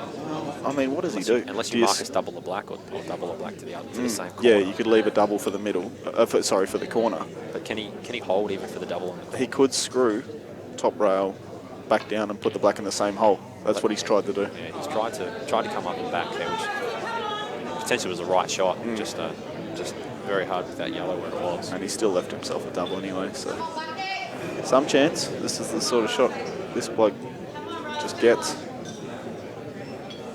He loves this imaginative stuff. Jeez, it's easy for me to say. Marcus, no. Well, geez, I felt like Mick Della trying to get that word out there, James. What happened there?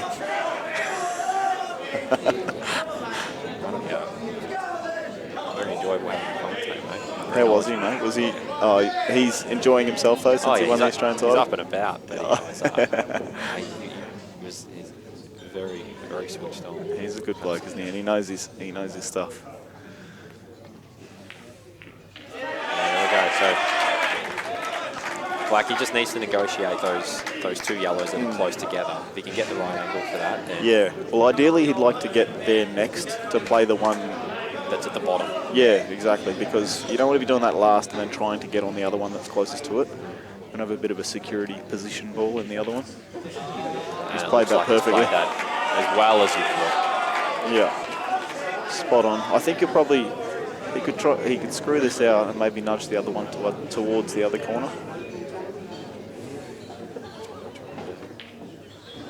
He's tried to do that. So it's a couple of times now when he's been reaching, he's just probably just a little bit uncomfortable. And not got through the shot quite well enough, but should be okay. Yeah, good shot. Played Such that well. A fantastic cueist. This is why he disappears from the game for 6-7 years and he comes back and walks straight into a Victorian side. Yeah. It's incredibly hard to make it. He's just a freak. Just an he incredible is. player. He is. And 10-6. And this is, have a look at the Vicks over there. This is why I'm personally going for the Vicks. I'm mates with some of the New South Welshmen too, but they're a team. These blokes over here are a group of individuals. You know, they put themselves together, some from Queensland, some from other states. And they don't have that same. Some people with working visas to get down here, I think. That's right. They don't have they don't have the same team spirit that the Vicks have and some of the other states have. So it is. We know you guys out there want to hear about all the ins and outs of it. So I'm just giving you the lowdown. Happy to dish it. It is. Having said all that, it has been great for the game in that we are getting some incredibly tight contests. Yeah, absolutely. And they're a great side. But it's interesting watching great team spirit against, I guess, a team of champions against a champion team. It's the old, adage that people talk about. Yeah. Yeah, champion team of champions. they're good blokes, the New South Welshmen, but they're a misfit bunch. You know, some are from somewhere, others are from elsewhere, and they all play for the association within New South Wales. So don't take this the wrong way. They're all legally playing for New South Wales, but you know, they don't play together all year. They're not necessarily close mates, and you know, the Vics have grown up together. They know each other really well, and they're all great mates. They're a great team. They carry on. They support each other. So it's an interesting point you make, mate, because a very interesting point you make, because just thinking about that team, I think out of the 8 players who are on the table at the moment, maybe 6 or 7 of the 8 play in the same league, maybe 6. So you are right in that they're seeing each other weekly.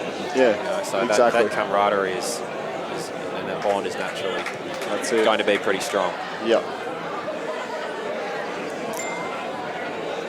And I'm a bit biased, of course, because we've all grown up together, haven't we? And you know James as a Victorian player that we see each other all the time, the South Australians and the Vics, with all the tournaments that we play, and you know, we've become great mates. And yeah, these boys have been playing, a lot of them have been playing together since their early teens, and that, like you say, that camaraderie sort of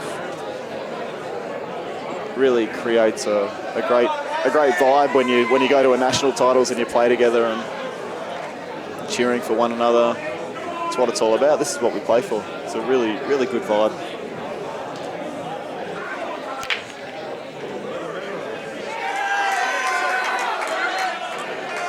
Looks like a good result for Mick on that table, and Rusty will be very keen to make amends on table 1 against Mark Robertson here. Rusty's only got one thing in mind right now, and that is the break and clear. And he wouldn't make a mistake here too often. That's worked out beautifully for him. You wouldn't see Rusty will finish these 9 times out of 10. So let's see if the pressure of the situation gets to him, or whether he can, as the captain, he can lead his team in the right direction.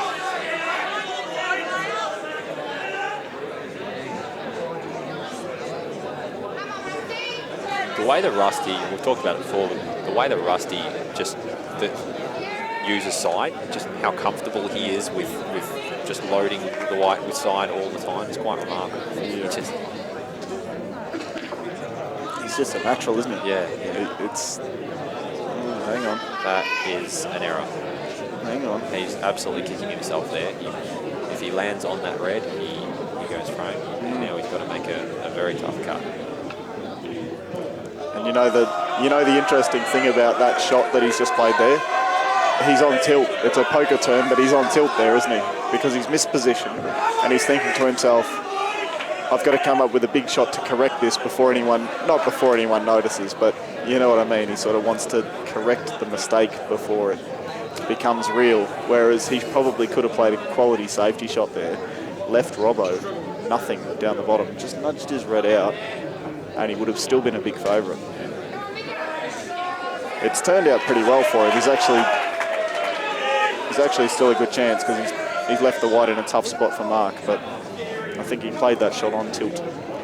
Mark's he does have a tough opportunity here, but he isn't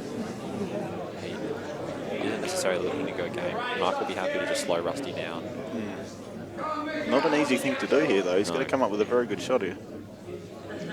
And that's a very smart shot he's played. That's a great shot. Very good shot. Very good shot. Mark's known exactly where that cue ball's going there. He hasn't worried too much about the yellow. He's played that cue ball to exactly that spot on the top cushion to leave Rusty nothing on the reds. It's a fantastic shot.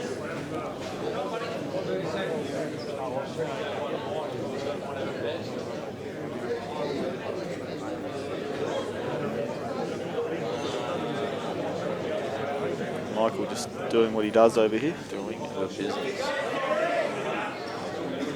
Seen him make a mistake in about 2 years. Played huge in the singles. Just continued to step up. Disappointing for the singles to finish the way that did, of course. Yeah, but you feel sick for Woodsy. Yeah. He's such a good bloke, and it's a shame to see anyone lose like that. But you wouldn't begrudge Michael being 2-time Australian champ either. The bloke's we were talking about it earlier. He's turned himself around from, he was always a quality player, but the last few years he's turned himself into one of the most solid citizens on the table. That's a foul from Mark. He's just snicked the bloke on the way through, and Mick has dropped that bloke. And look at the boys. They love it. But huge break and clear in the context of this match. Hey, you said it well, mate. He's a player whose game has just continually evolved.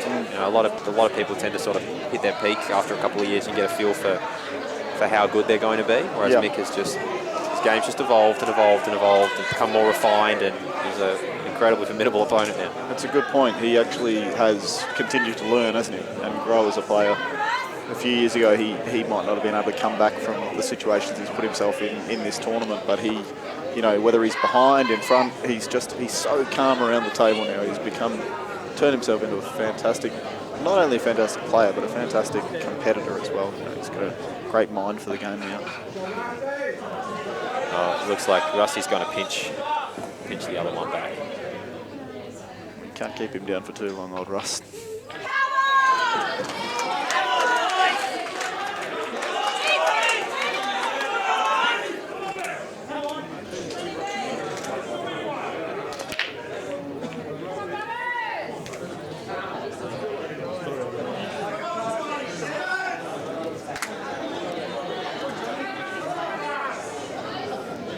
So a big chance for Barry Kitchener here. Tricky. Just a couple of little things that he's got to negotiate, but a very good opportunity. What are your thoughts here, Jim? I think this is one of those situations. The yellows and reds are about as good as each other. So he's taking yellows, and like you say, James he's a good chance. They're not that easy, but there's a few little tricky positional shots here. But he's some chance of finishing at this visit. So we'll see. Obviously, the way he's played this, that the red down the bottom here goes past that. The yellow down the bottom here goes past that red in the opposite corner there. So if that's the case, I guess the trickiest ball is the one nearest the black in the middle there. He's going to have to negotiate position for that ball in the middle there. Might even be able to. He can actually take it right now, but not sure if you would, given that you probably want to get rid of this one, don't you? But especially because you can land. If he takes that ball down the bottom, he can screw back and have choice of ball. If he doesn't quite land on the yellow to the centre, to the left centre right now, he can take the yellow to the right centre. That's right. So it's a bit of a positional shot to nothing, isn't it? As they call it, snooker. You can screw back, try and get on the tough one, and if he doesn't, he's got a bit of a plan B or a get out.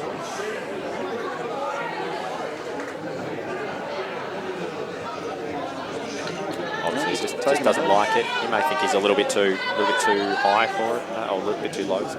I don't mind this though. Like you say, you can take it now, and you can always come back down for that other one later. It's still easier to get on that ball down the bottom.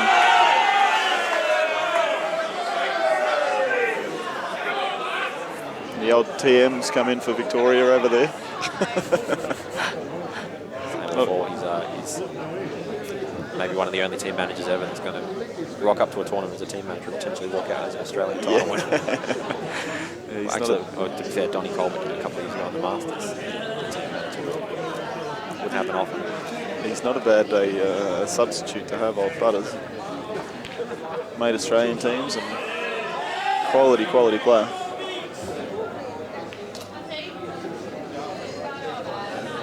Baz has played this pretty smart. He's come back for this low one now. This is the money shot right now.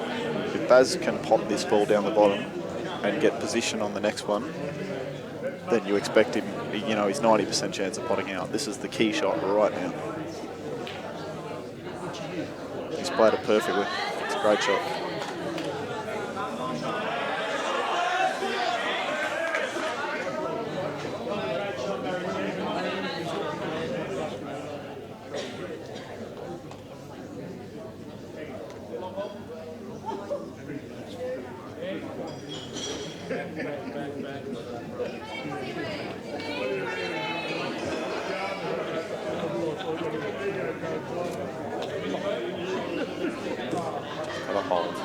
a little delicate shot here. Yeah, well played. Played it well.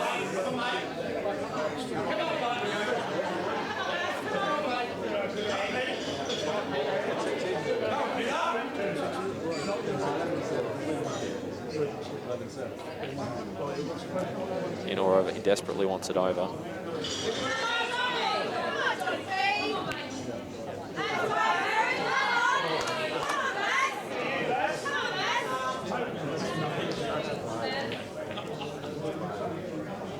Great shot by John on the left-hand table there, just pushing Butter's ball out of the way and putting himself in a position where he can go again. Good out from Baz. Very solid.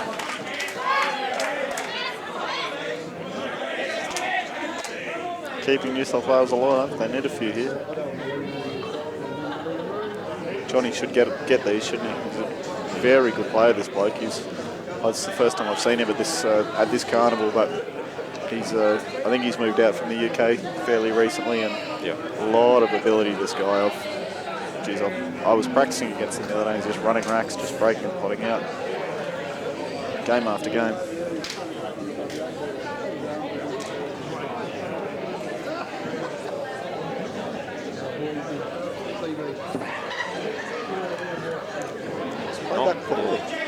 Not where he wanted. He can't take that red to the centre. It's not on. It's a strange way to play it too. I would have thought he'd use a bit of running side and come between those two yellows there.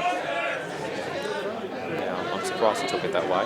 But I think he doesn't have all of it either, because he's looking at it. It looks like he's taking a snick, like he's playing that top red and snicking off the bottom red, which means that he can't see all of it. And he's tried it. Oh, he might get lucky here. It has just not worked out. Well, Butters has got a chance, doesn't he? They're all there.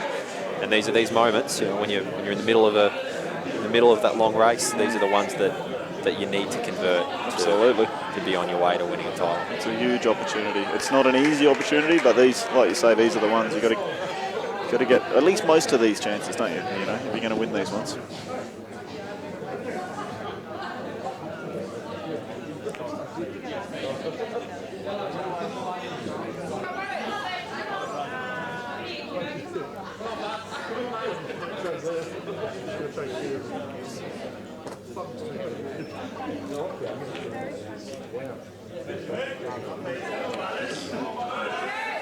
He may have wanted to have landed a little bit high here to extract the black. I don't think it's so necessary, but I think he might just play. I think he might have wanted to just play for that tough one. Yeah, there you go. Played that very well. You don't want to land too straight though. Yeah. This is tricky now. He wishes he had a little bit more angle there. If the white was another 2 or 3 inches off the cushion.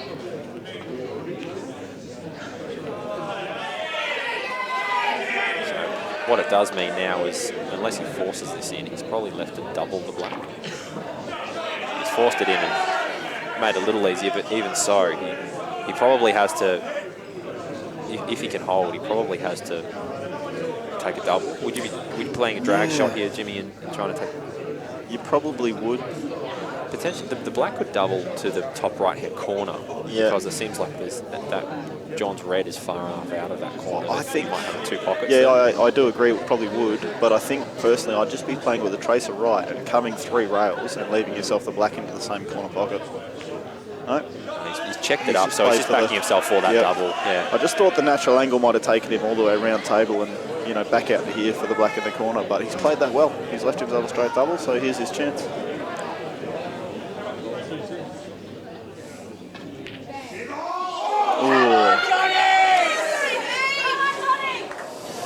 Just to add a little bit of excitement, further excitement.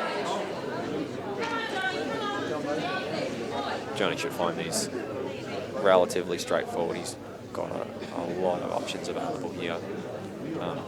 He hasn't quite. His opening shot is going to be a tricky one, to the point where he's probably going. He may snooker here. Just force Butters to take that black and get it out of the way. I think that's a good call. That's exactly what he should do. So Butters will probably be trying to come off. If he can cleanly come off one cushion, which is the side cushion on the left-hand side, he'll take that option. But if he can't do that, he'll be looking to come off two cushions, which would be the top cushion and then the left-hand side cushion. And the reason you want to come from the left-hand side is to eliminate the risk that the white ball will hit the black and then travel into the red and pot. Exactly. Yep. And I think anything you do here, you've got to do it hard, because you really need to fluke that black, or at least put it safe. So you need to hit it with pace and hope for a result. Well, he got the result. Geez, he's actually played a fantastic shot there. I mean, it's a fantastic effort from Butters. He's tried to come off that cushion and kick that black in the corner, and he knew that there was a chance that it would foul, and that's what's happened. But it was a very good effort.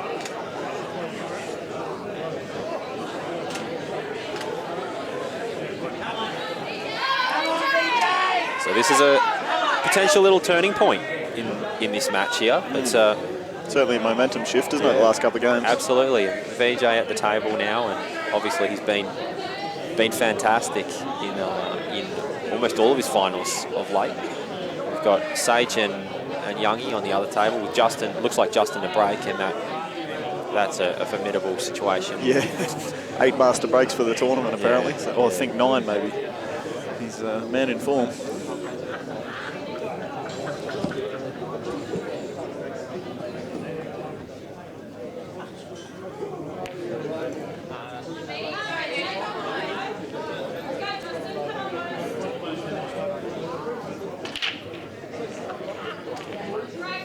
Justin's made a ball, made a yellow in the bottom left-hand corner pocket.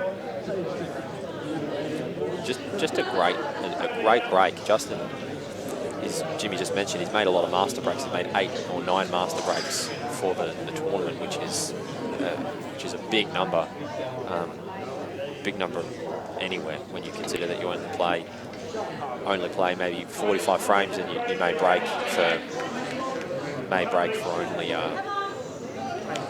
only perhaps 25 of those frames. So for somewhere around a quarter to a third of the time you to be running a rack, it's pretty special. If you look at that spread too, that's why he makes so many master breaks. The break isn't something that a lot of players typically practice, but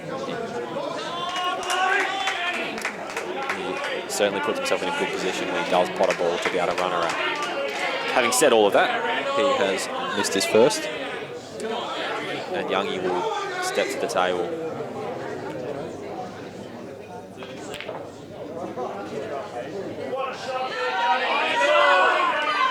Great shot by VJ there. And a big shot by Youngie. Really big opener, a tough one, had to make it.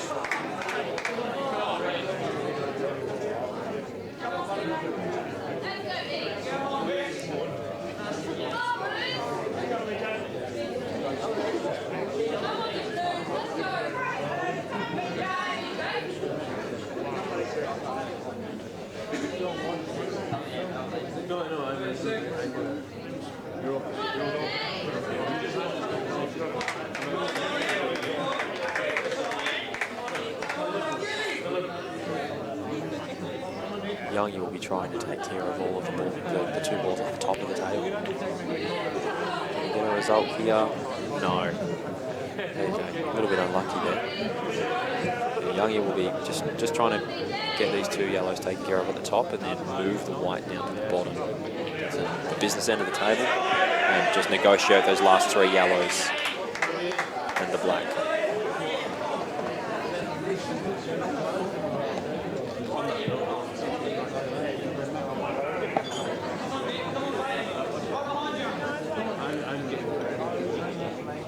It is a tough spot for VJ, because it's very, very hard to play this here. If he's looking at the yellow at the top, very hard to play it and not going off.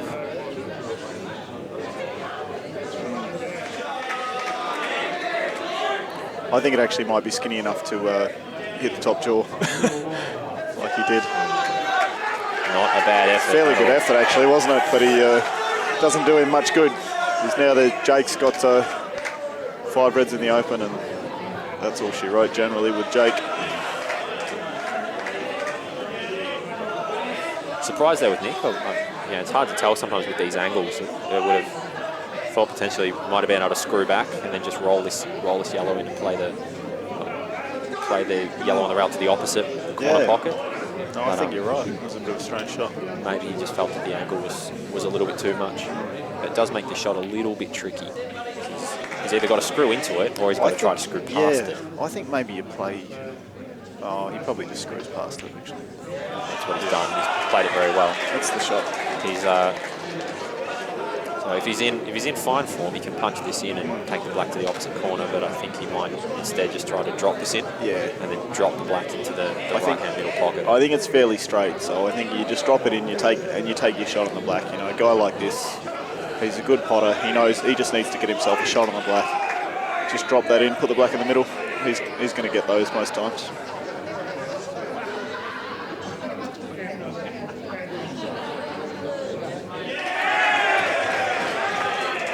Would have liked to have hit that a fraction harder, got himself a bit straighter, but you'd still back him to knock this in.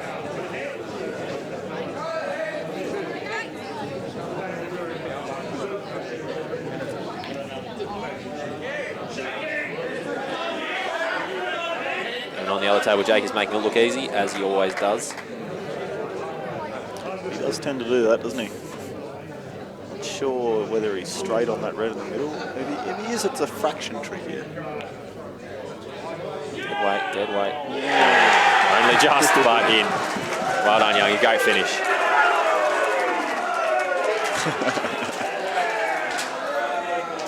And the Vics know how big that frame is too. New South Wales have just clawed back the last 3 or 4 frames and starting to get some momentum, and that is a big blow to absolutely. And it's a huge, as you say, it changes the momentum, but also it's knocking off arguably New South Wales' best player, isn't it? You know, they took out Sayich and Nick played a good pot out there, so it's a huge momentum shift. A little high. And here goes Jake. No, in fact, it's not high. It is perfect. It is just rolling. He's got a sly grin as he walks around the table, so he's just not stressed He's at in all. his shed, isn't he? He doesn't tend to look overly stressed out there, old McCartney. Look at him making his little noises around the table.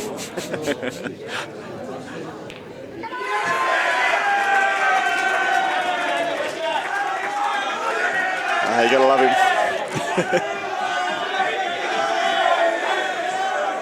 He's easy to like, old Jake. Everybody loves him. He's a quality bloke, and he's, you know, just a genius on the table. So we have 2 frames left for this round, and New South Wales would be desperate to take both of these frames. And if New South Wales walk into that 4th round at 15-9 down against a Victorian side playing the way they are, it's going to be very difficult. Well, I think it's just about done, isn't it? So you're right, these are pivotal. New South Wales get them. We're almost back to even money if they get them both. But if Victoria even get one, it's looking like it's going the Vic's way. Jamie Stevens still having a bit of input. I just see a comment. Doesn't mind a fist pump. Yeah, Nick Young. He does not mind the fist pump at all, mate. He's brought it out quite a few times in the 3 frames that he's played, which is amazing because I don't think he's won them all. But no, very likable character and a great guy, great killist.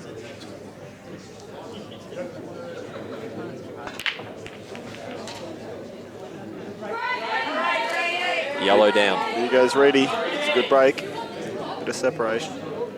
He'd be spewing that red doesn't go down in front of this yellow, because if it did, the reds would be easy, but Tranny's just missed what I think was a very important opener. He takes yellows.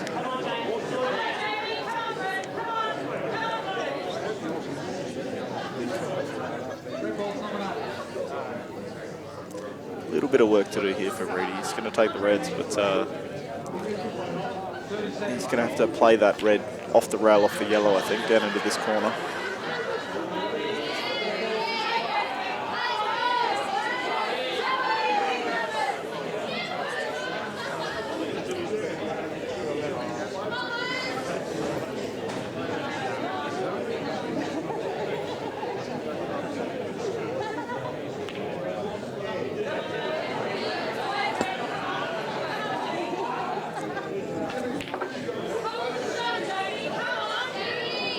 Jamie's just underscrewed that a fraction. He's left himself a bit tough. Might have to play the cannon here.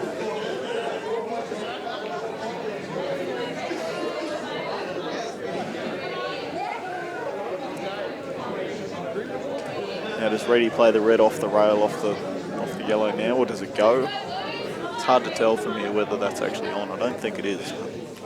It's hard to tell with this visit for Jamie, but my thinking obviously he's looking as he goes around the table as though he's trying to make an out here, and I'm just not sure if that's the right play. I mean, if he could land on this red on the right hand rail and land tight on it and be able to just push that out and snooker behind that red, I mean, just leave the white where the red is. I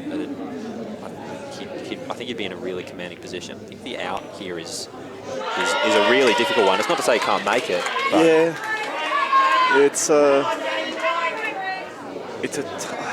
tough snooker to get. I mean, he could push that one on the rail through, you're right, and get in behind that red, but he has to really freeze that cue ball or else there's options up and down. Well, I was more thinking about it from the other side. Like if he left the white on from the other side, because even if he leaves it a little bit low, Tranny, I don't think he can play any of those yellows because of blacks. And push that red over near the middle and snooker behind the other one. Yeah, no, it's a fair call.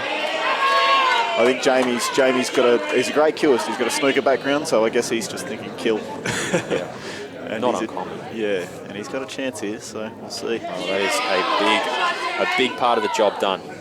He needs to just to run that again. A little bit more screw there, and it would have been even better, wouldn't it? He could have got on that other one. Yeah, potentially flick that jaw. Yeah. Still got work to do now, because if he plays this, position's not automatic.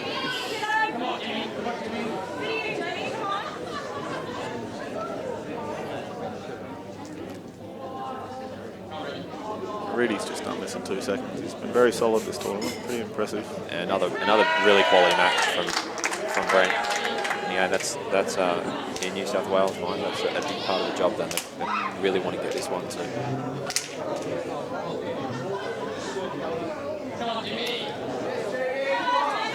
It's a bit of a strange shot, isn't it, from Jamie? I don't know whether he's tried to extract that, but you know at that angle that he's played, if you don't get that red out, you're leaving yourself not much. And certainly at the pace he played it anyway.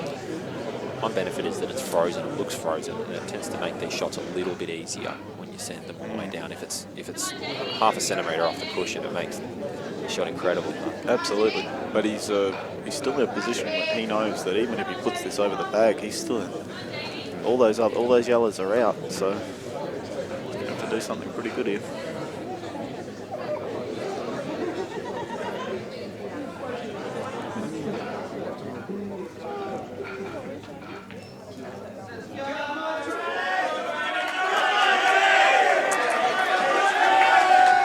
The downside of not putting that one over the bag too is that Steve, it just makes that out that little bit easier for Steve. Takes the pressure off him, doesn't it? That yellow that's just to the left of the black, he's now going to play that almost certainly to the right-hand corner that potentially could have been covered. And I think your call about the snooker's a good one, because Jamie's a snooker player and he loves to be aggressive, but now it's really a nothing visit he's just had. He's been too aggressive. Especially with a big snooker background, and you come to a national title and you're watching all of your teammates and all of your opponents just run rack after rack after rack after rack. It can take a lot of maturity and 8-ball maturity specifically to know that it's time to. Absolutely. Yeah, that's right. And it's the higher the level of pull, the less you do pull up. And it takes a lot of 8-ball maturity to still realise that pulling up is a big part of the game. Even if it happens less at the top level, you still really need to know when to pull up and when to play the safety shot. When the out is too hard. Percentages are against you. It's time to snooker or time to cover a pocket. And I think Jamie might have just made the wrong decision there. Easy to do out there under the pump though. There's a lot of pressure out there.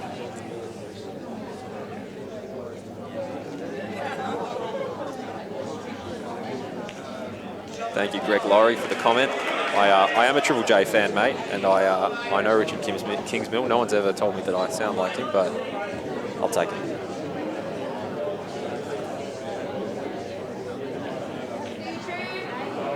comes a little bit further out. This camera angle, Mark made the point in the singles, the camera angle makes this pot look quite easy, but when we're looking at the table, it looks It's because the camera makes the table look more square than it actually is. It's more rectangular than what it is, so some of those pots look a little different. Yeah, he's not had an issue with it. When you consider that, I suppose visually, you consider that yellow looks kind of close to the pocket, but in reality it's past the balk line. It's a long way up the cushion.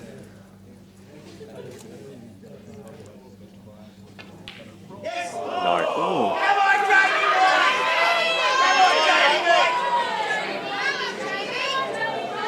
Well, that's the pressure of the situation.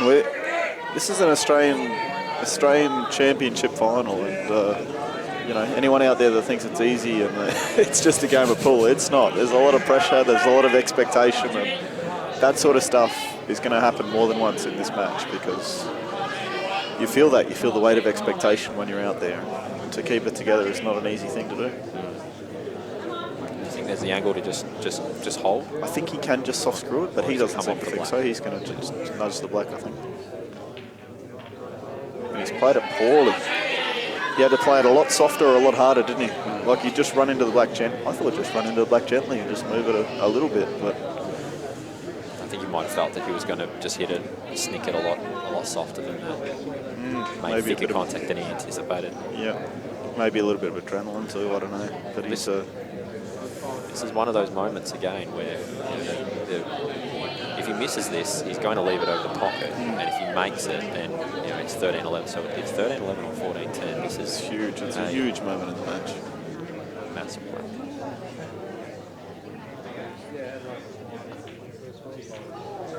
No, that's a great shot.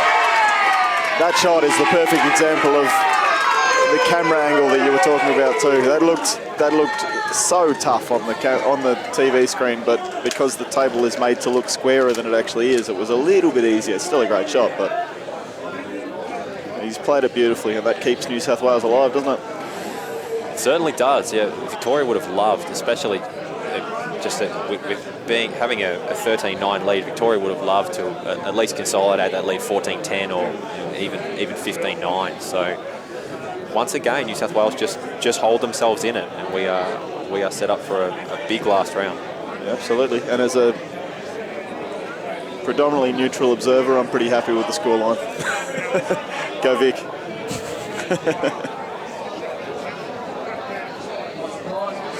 Keeps the match alive, definitely. Got a good one on our hands. 16 all, by the way. We end up with a seven player per team playoff. So we actually ended up there, South Australia versus Queensland, in our first final in this tournament. So can happen. E-I-O.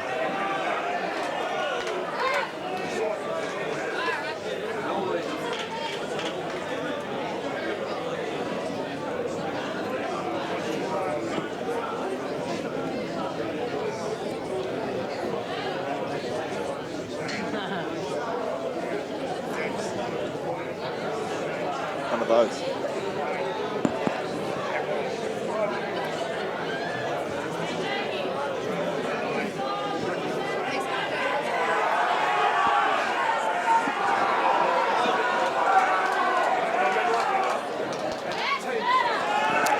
Oh, and we're watching the New South Wales team huddle here, and they've just gone absolutely bananas for the first time in the tournament. I can't believe what I'm seeing.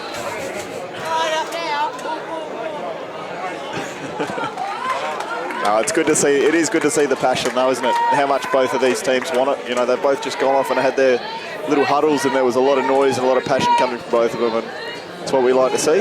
It's great to see how much it means to everybody.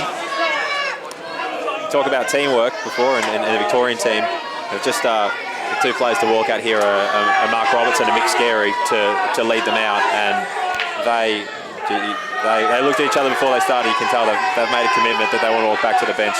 That's taking right. These two frames. Yep, and we do know that those two do have a deep connection as well. So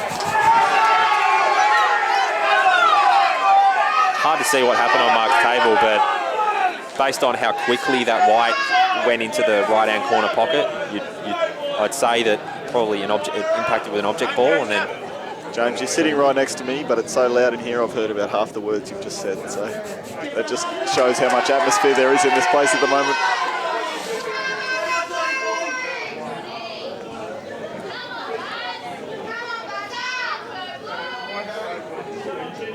Has is a chance here, isn't he? Look at these reds. These are delicious.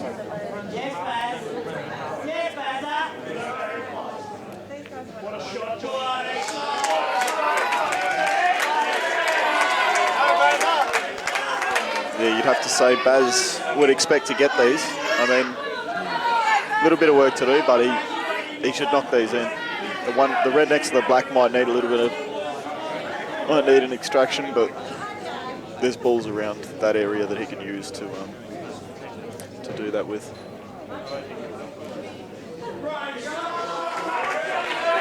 It's a good shot. He would have liked it just tucked in a little more behind those reds, Mick. But what he has done is he's developed his red. Made that a little bit trickier. Very good shot by Baz on the other table. Baz has played a good shot there, but he did try and come off that side cushion and extract that, or just nudge that black so that he could open up that red next to the black. So, and he hasn't managed to do that. So this is still a bit of a tough spot he's in. He's still going to have to do something about that red next to the black. I'm not sure that a pot's anywhere, unless he can move it. It's hard to tell on the screen, isn't it?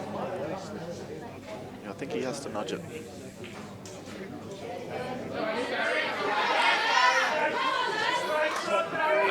If he's right behind it, he can just put a touch of sight on it, and it'll go into the go into the corner.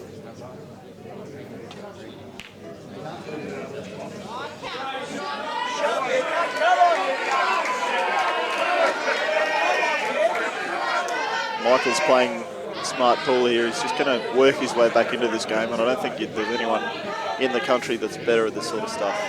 You know, he just knows what to do to fight his way back into a tight frame. Yeah, he's certainly not afraid to just pull a game up, just poke balls, just contain his opponent.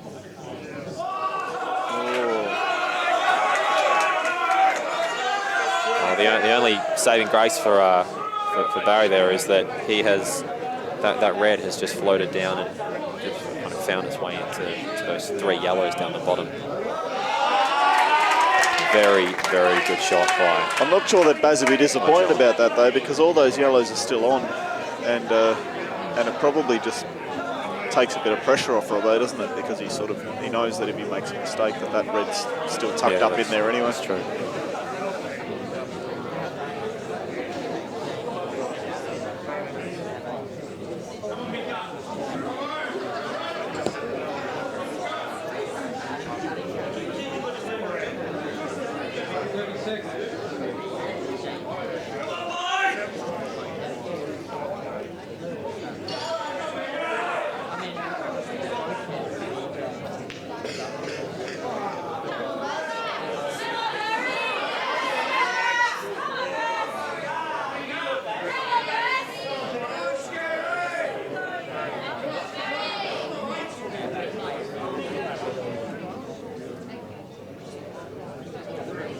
Attacking safety played by Mark there.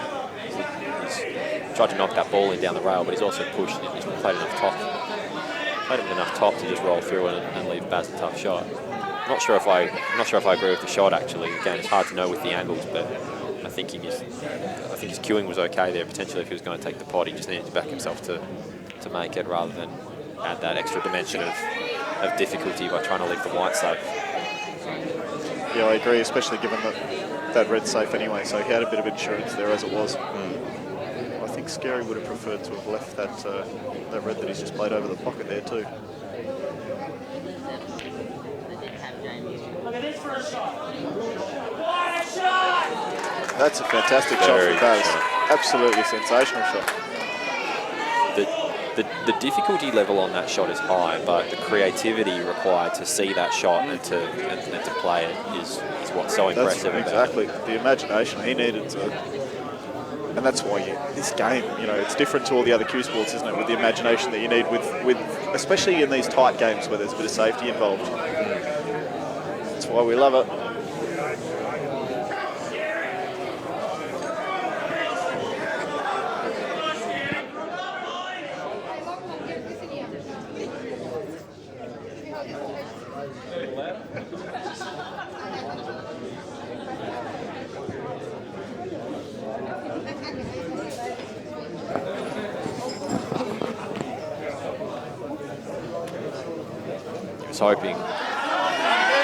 Mark was hoping there to just get the white past that yellow, leave it safe again.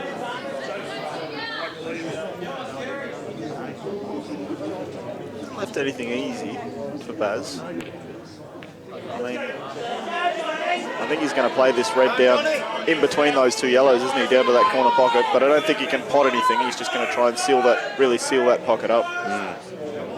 And he doesn't want to make a mistake here either, because if he hits any of those yellows, he can open things up a little bit for Mark. If he does manage to pot this though, he's on his way.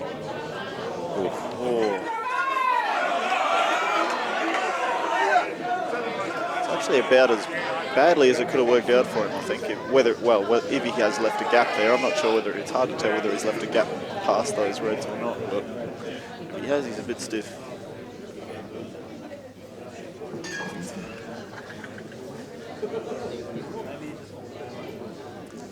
This is where you need a bit of imagination.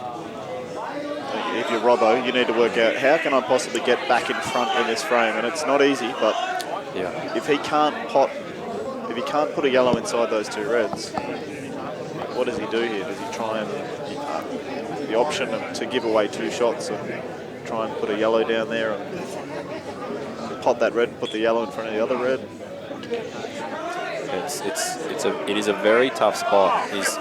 Because I think what he'll be seeking to do here ultimately is exactly as you said. He'll be trying to pot that red, put that yellow in front of that other red, and do it in a way that leaves Baz little to play. But this is a very, very tough shot, and Baz is going to have a crack at an out here. The question is just how difficult can Mark make this out? Exactly. Yeah.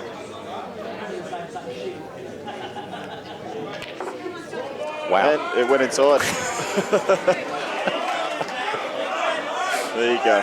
What a game. He's a little unlucky there, Robbo. It could have come out better, I guess, but I mean, he's still put one of those reds safe, so he'll be happy with that.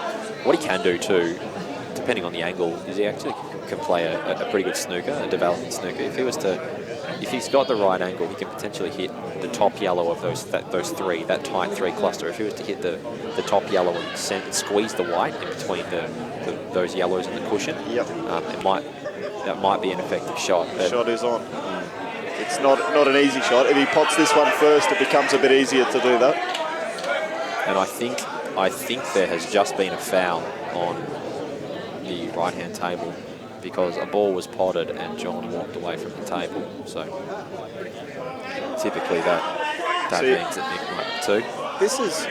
I like your shot better there for Mark, James, because it's easy from back here, obviously. There's a lot of pressure out there, but I think where you can find an attacking safety shot that promotes your balls and puts the other guy under the pump, I'm all for that, and I think that's what you should always be looking to do. If he potted that and then played your snooker, opened his yellows up, it would have potentially put him in a really good position.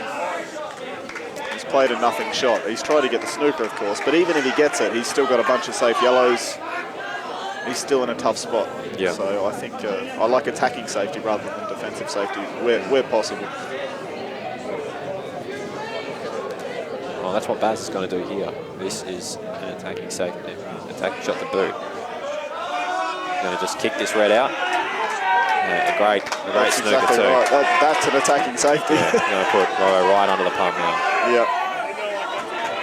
And that's the thing, if you don't seize the initiative with an attacking safety, and your opponent does, now Baz has done that and he's put himself in the box seat.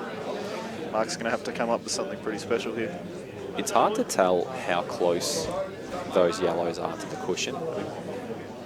It's the shot here, you'd imagine, is he's got to send this yellow back down and try to snooker behind that yellow on the right-hand rail. And even if he doesn't get the snooker, I don't think he leaves a pot, does he?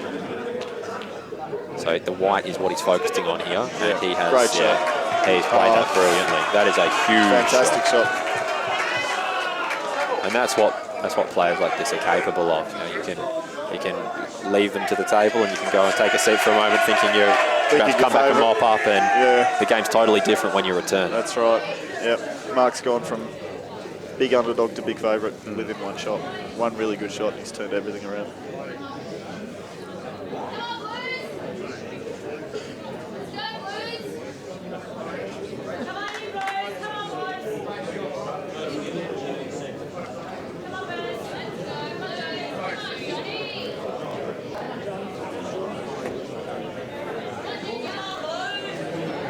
So Baz here, he's got to get out of the snooker. If it's me, I'm thinking I'm going to hit that just before that middle pocket with a bit of right-hand side, and I'm going to hit the ball next to the black, because if I get the ball out next to the black, Robbo's still got a couple of balls tied up. Second chance draw. Oh, okay, well.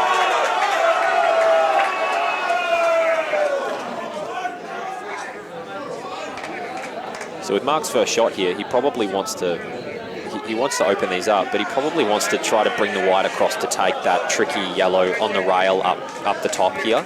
So he'll probably snick off these, and he'll seek to just develop them so that they're on, but maybe play the white with a little bit of left-hand side so that he can just negotiate and take care of that lone yellow on the right. I think I'd be more inclined maybe to open them up and then pot one and then get on the next one, just because opening them up and controlling them might be difficult if you play position for the other one at the same time. But he might take a chance with that. Well said, mate.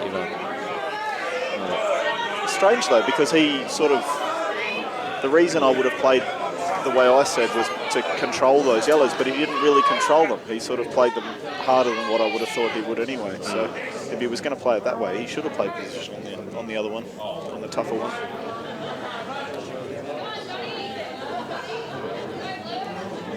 Still in control, but he's made it tricky for himself, hasn't he? Whether he... Yeah, I think what he wants to do here is he wants to just sneak off that bottom yellow. And the idea of doing that is just, at the moment, the top yellow doesn't go, and the bottom yellow is really hard to get onto and play. But if he can just push that bottom yellow to the cushion a little bit, and he has got it. Played it well. But again, as we're saying, the challenge here is going to be how does he get back to that yellow up the top and then back down the table to take care of the black. Exactly. The key now becomes not only getting on that tough yellow, but also getting on it in such a way that you can get back to the black from it, because if you leave yourself too much angle on it, you're going to have to play a really creative shot to get back on the black. Whereas if you leave yourself a good, nice and straight, you can just screw straight back for the black. Well, do you try to kick the black out here, and you can screw into the black off this shot? Or do you send the white up with this shot right now to take care of that top one, and then send the white back down to take care of the last two? I think I'd be taking this one up here last still. Is that enough? Ooh, I don't think he's kicked it enough, has he? Yeah.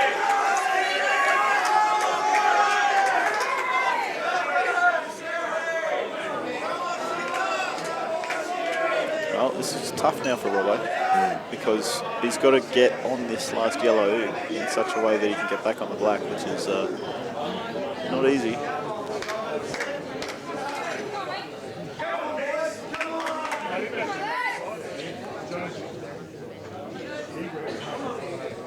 Nice and straight he wants to be on that on this last yellow. Looks like he's playing with a little bit of... Yeah, a little bit of right side. Well, he looks like he's played a good shot there, but that's what was so tricky about it. It's still not enough. And this is probably the worst possible situation he could have been in, because more angle gives him more opportunity to play a more creative shot off rails to get back on the black. Less angle, he can screw straight back for the black, but he's kind of in between the two. Where he's got to punch it as well. Yeah, very tricky. Do you punch it? Do you go round three rails, or try and go back and across, or do you just screw it in, leave yourself a long cut? Very tough. I think the long cut's off, because if the white may go in off that red, yep. I think it's down to this shot. He's got to punch it and bring the white. He's got to bring the white across to the other side of the table. I'd be inclined to smash this and go and follow through with running side off three rails to get back on the black, but that's it's not an easy shot. That is a massive shot. You can see how relieved he is. As soon as that ball goes in, he knows that he's made it. well, I've been talking about getting on the black in the other corner, so I'm delirious. I thought the black wasn't on in that corner pocket. No, it was just enough. Okay.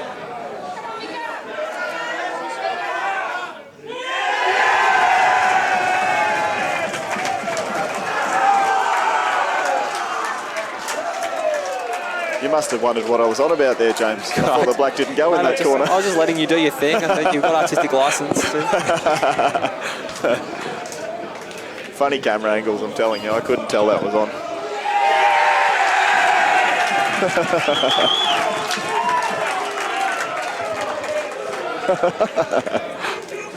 The Vicks are rolling.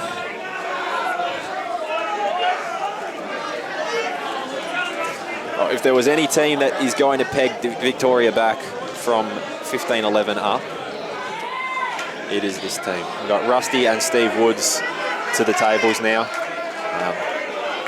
Rusty to break, and I think I'm not sure who Woods is playing on the other table, but it doesn't matter.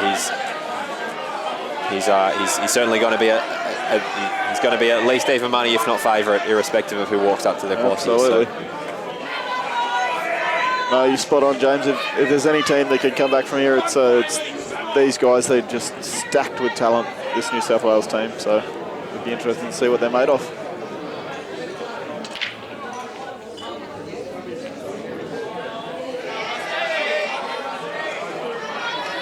You spotted a ball, Rusty, so that's the first step.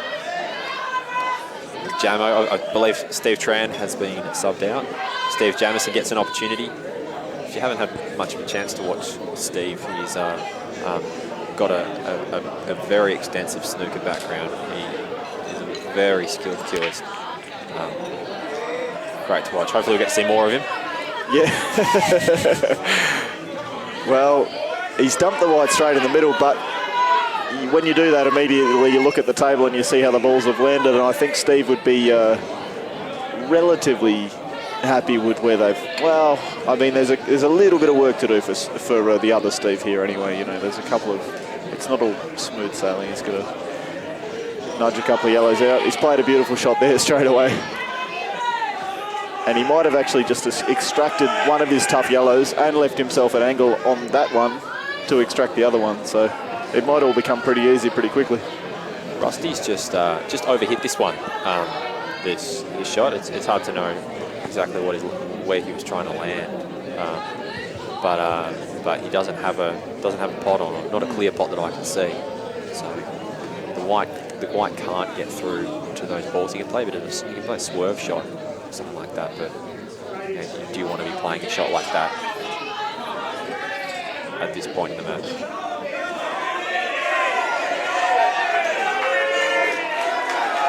I think Rusty's just played a safety shot there. He's tried to put one of Benny's reds safe, but interesting the psychology of all this. You know, Benny has massive wood on Rusty, so we'll see whether that comes into play. Yeah.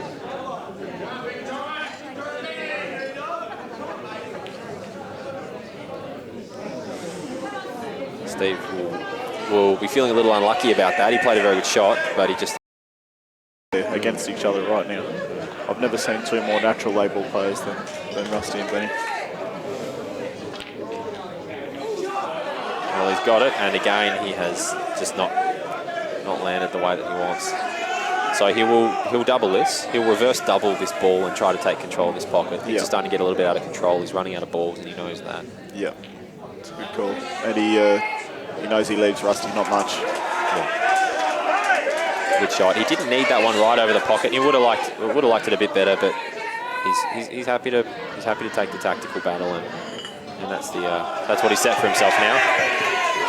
And this is interesting. Does Benny just dump this over the bag, or does he pot it and try and get that other red out?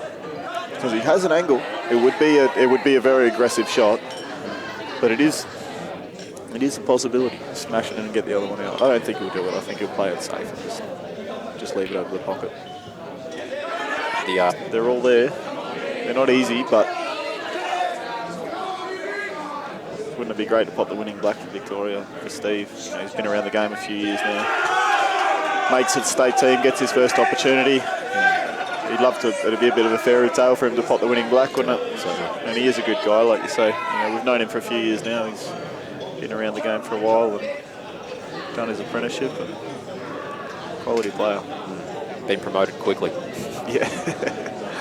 But that snooker background that you talk about, it's huge, isn't it? A lot of the top guys have got there. Yeah, that's right. A lot of the top guys have got that. If I'm not mistaken, mate, I think you made a 147 with a 9-ball cue. Did I get that? Yeah, that might have happened. Yep, it might have happened. Yeah. Yeah. It'd be nice if I could actually do anything in an actual snooker tournament situation. I'm great on the practice table. Have you considered playing with a 9-ball cue? I can't sort of work out how the penguin suit and the 9-ball cue would go together, but no, I did spend a few years there where I sort of wanted to go overseas and play 9-ball for a living, so I thought I'd do all my practice with a 9-ball cue. And in the meantime, we have just had something. I'm not entirely sure. I'm not sure what's just happened on Ben's table, but I think Ben's saying you didn't call 30 seconds, perhaps, and so Rusty's taken ball in hand, and wow, this happened to me in our first final yesterday, and it happened earlier in the tournament as well. Sometimes the referees do a great job when they're out there. It's long days, and it's easy enough to forget to reset your timer. I'm not saying that's what happened there, but if that happens, then all of a sudden the incoming player is only not going to end up with wow.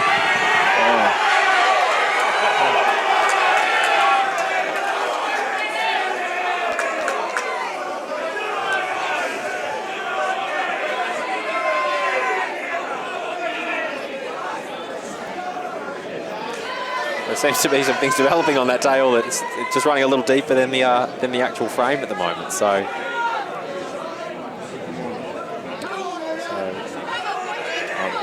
oh well, what would an Australian final be without a bit of angst, I guess? I think we should all remember to show the opponent respect, though. Don't really want to get away from that.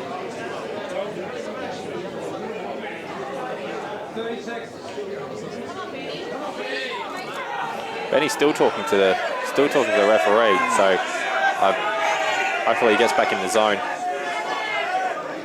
Yeah, Benny's not happy with something that's happened, and he seems to be blaming Rusty a little bit for it as well, which is hard to understand what's going on from back here, though, so I guess we'll find out later. And this one's going in hard.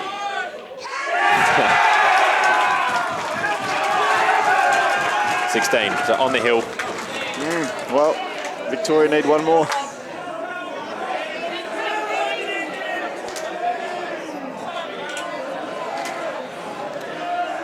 And how are we looking? That fairy tale starts to look like a possibility. Steve Woods has a... Oh, God, you wouldn't wish it upon Stevie after what the day he's had, though. Yeah, beautiful shot. That's beautiful. And that's what we want to see. Straight as you can be. We don't need Stevie losing the losing frame after today's events. 16-12. Youngie and Jake to the table to try to finish it off. So, yeah, 4 frames to go, and all Victoria just need one of them. Should be a formality, but you see some strange things happen in these situations.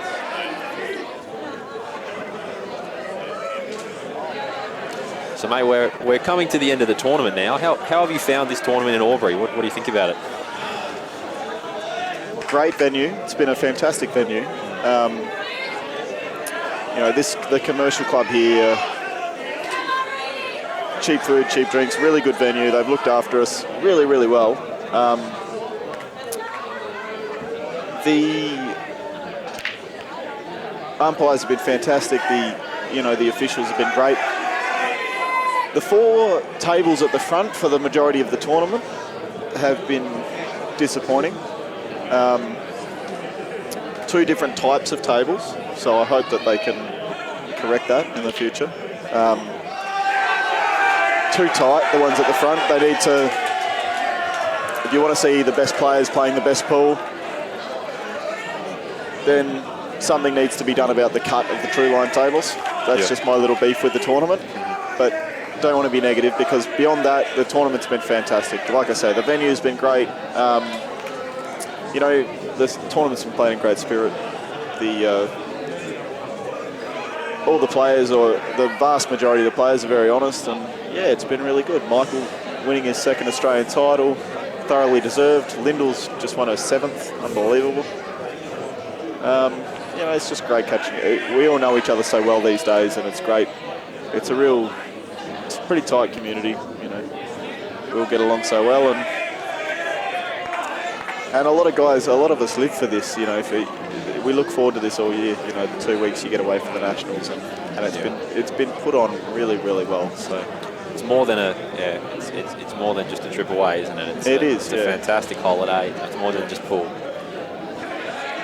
It is. We all know each other so well. We get to do this every year, and we see each other, you know, several times a year. A lot of us. So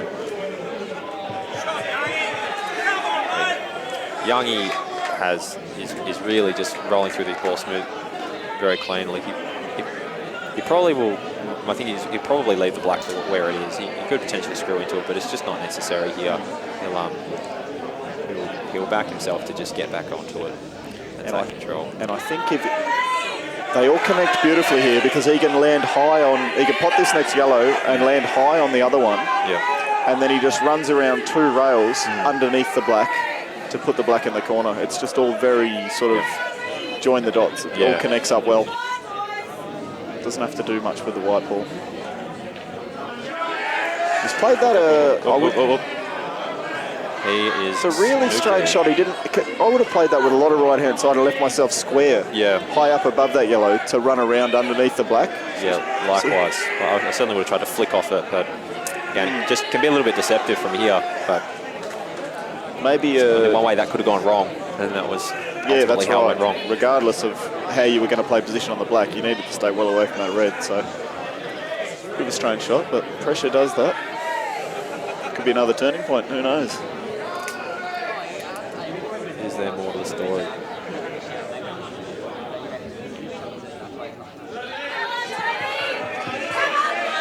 He's played a pretty good shot there. He's left the safe white. He's got that yellow over near the quarter pocket.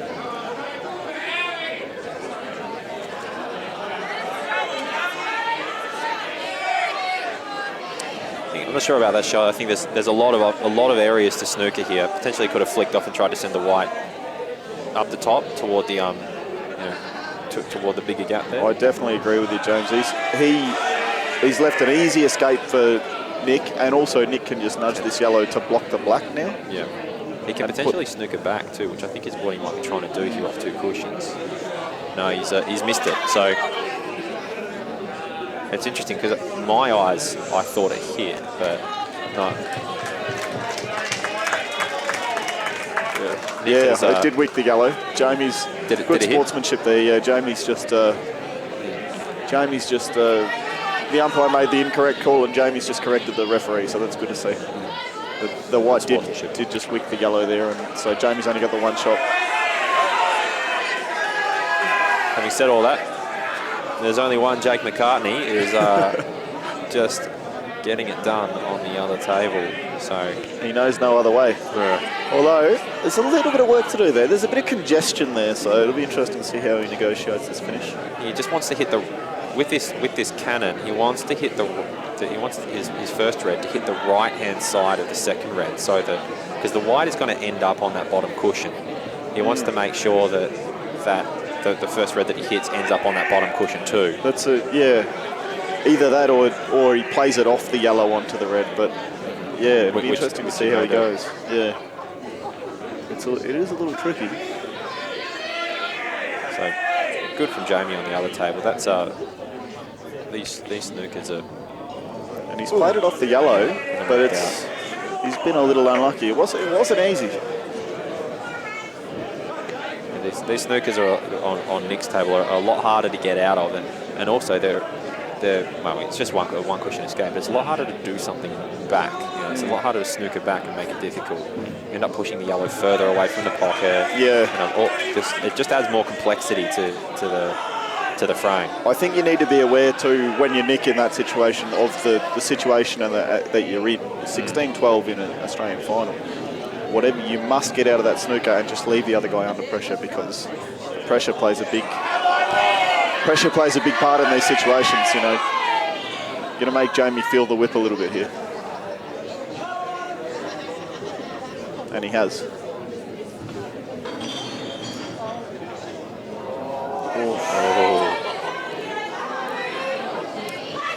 This now becomes a really interesting situation for Jamie, because he simply doesn't have the angle with that red. I mean, what do you think, Jimmy? Do you pot this red and then snooker behind the other red? You play this in or over, and you take the odds. I mean, you're sick about leaving the other guy a shot in this situation. Of course you are. But you go, I'm going to play this in or over. If it sits over the bag, okay, I've left him very tough. If he gets them, so be it. Yeah. If it goes in, like you say, you play the snooker next shot. So, you know, there's no other way here. You just got to roll it in or over.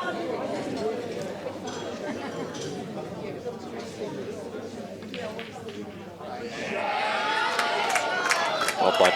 Wow. Hit it convincingly. There was another way. I wasn't anticipating that the white would end up there at the end of that shot.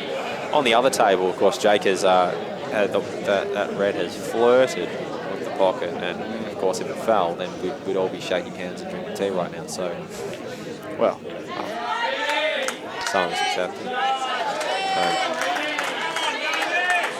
Oh, it's a great visit from Jamie. You got to give him credit there. He's played a good pot to begin, and then it's a perfect visit. He's played a fantastic visit. Put himself right in the box seat in that frame. Here goes Reedy. He's only got the one shot over there, doesn't he? He does. This is do or die right now. This is very tough. What this means is that this shot becomes incredibly important, because if he needs to land. Obviously, you'd love the black to be able to go into that top left corner, so you can just, for instance, just stun this ball, play the yellow to the middle, and then you're away. But he's going to need to give himself a little bit of angle here to just be able to either screw the ball back and play the black into one of the centre pockets, or alternatively to get across the table and play the black into the opposite corner. So it's this shot. It's about where the white lands after this pot. Yeah.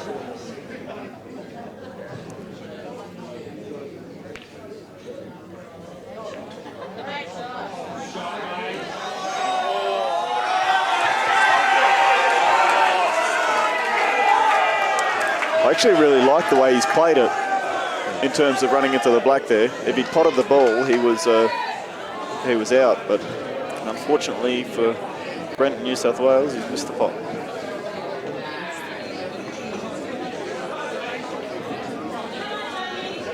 And Jake just gets these all day, every day. Landed perfect.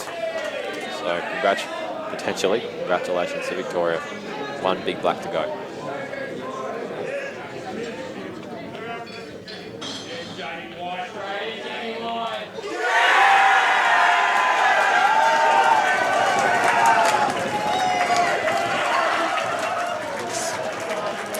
Oh, bad luck, Reedy.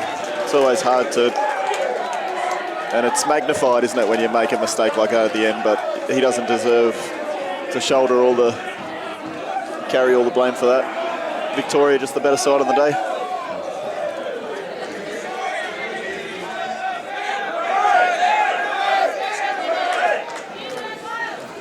Again, thanks everyone for dialing in, and a huge thank you to Dan for all of the hard work and all the effort he puts into this game. I think there are about 300 people watching online right now. If you do get the chance to jump onto Facebook, or if you send him a message, then do thank him, because we can't do this without the man. Thanks everyone. Over and out. Cheers.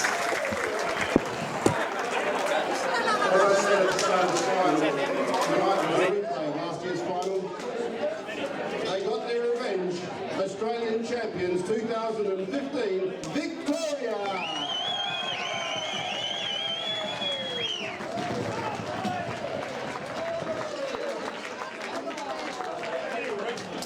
Warm round of applause for the umpires tonight.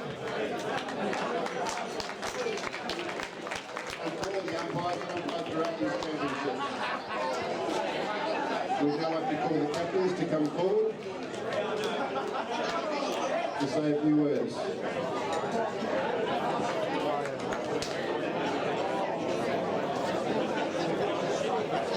Rusty Wheeler is coming forward. Please round of applause for Rusty as he comes forward to say a few words on behalf of New South Wales. Victoria.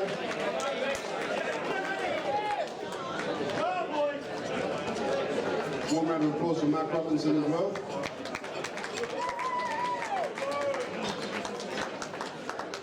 Rusty, you first. Just quickly, inspiration from our guys. We didn't go up tonight. We definitely had our chances. We didn't take it.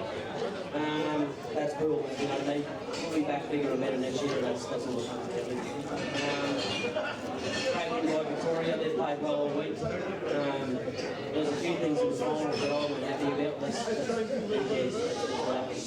Congratulations, guys, and we hope to see you next year in the final as well. Well done. Well done, Rusty. Great effort.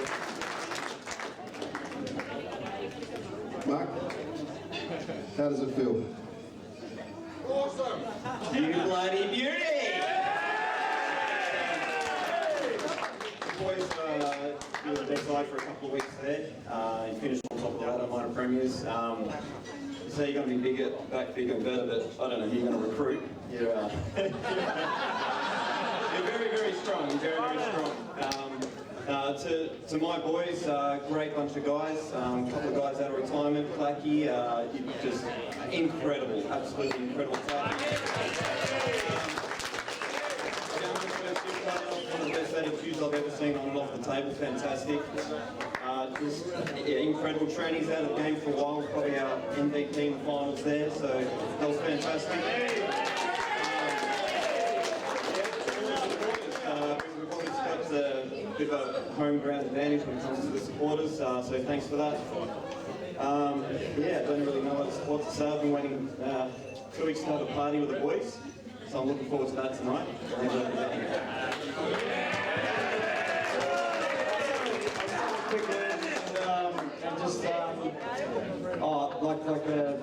We've had a real think about it back in Victoria about how we're going to come up against a side like this. Obviously, and we lost the first 2 matches to these guys, and we sort of thought about it and went, oh, we're in trouble here, and we've come good.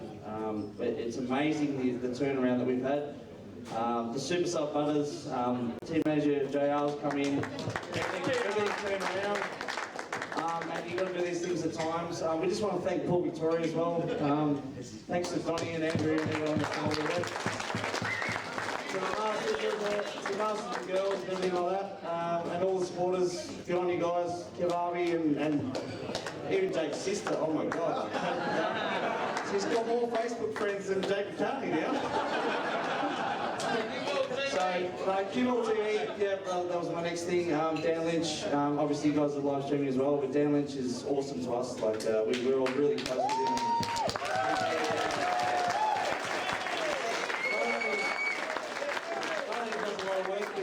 He's just a champion bloke, and yeah. And last of all, I just want to say to my really good mate Woodsy, I feel sick for him.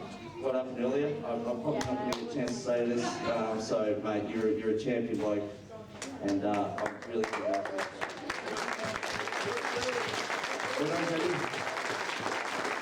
Yes, tonight was Victoria's night.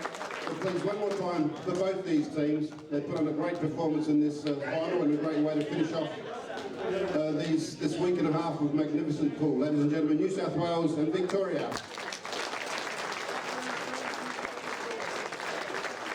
Thank you once again to Paul Victoria for these championships. I guess it was a fitting way for you for him to finish off with a bang, so to speak. And to everybody that stayed back to watch, sincere thank you to everyone. That's it for the 2015 championships. Thanks again also to the venue. But now we just wandered up from Albury and look forward to presentation night tomorrow night and next year. Thank you very much.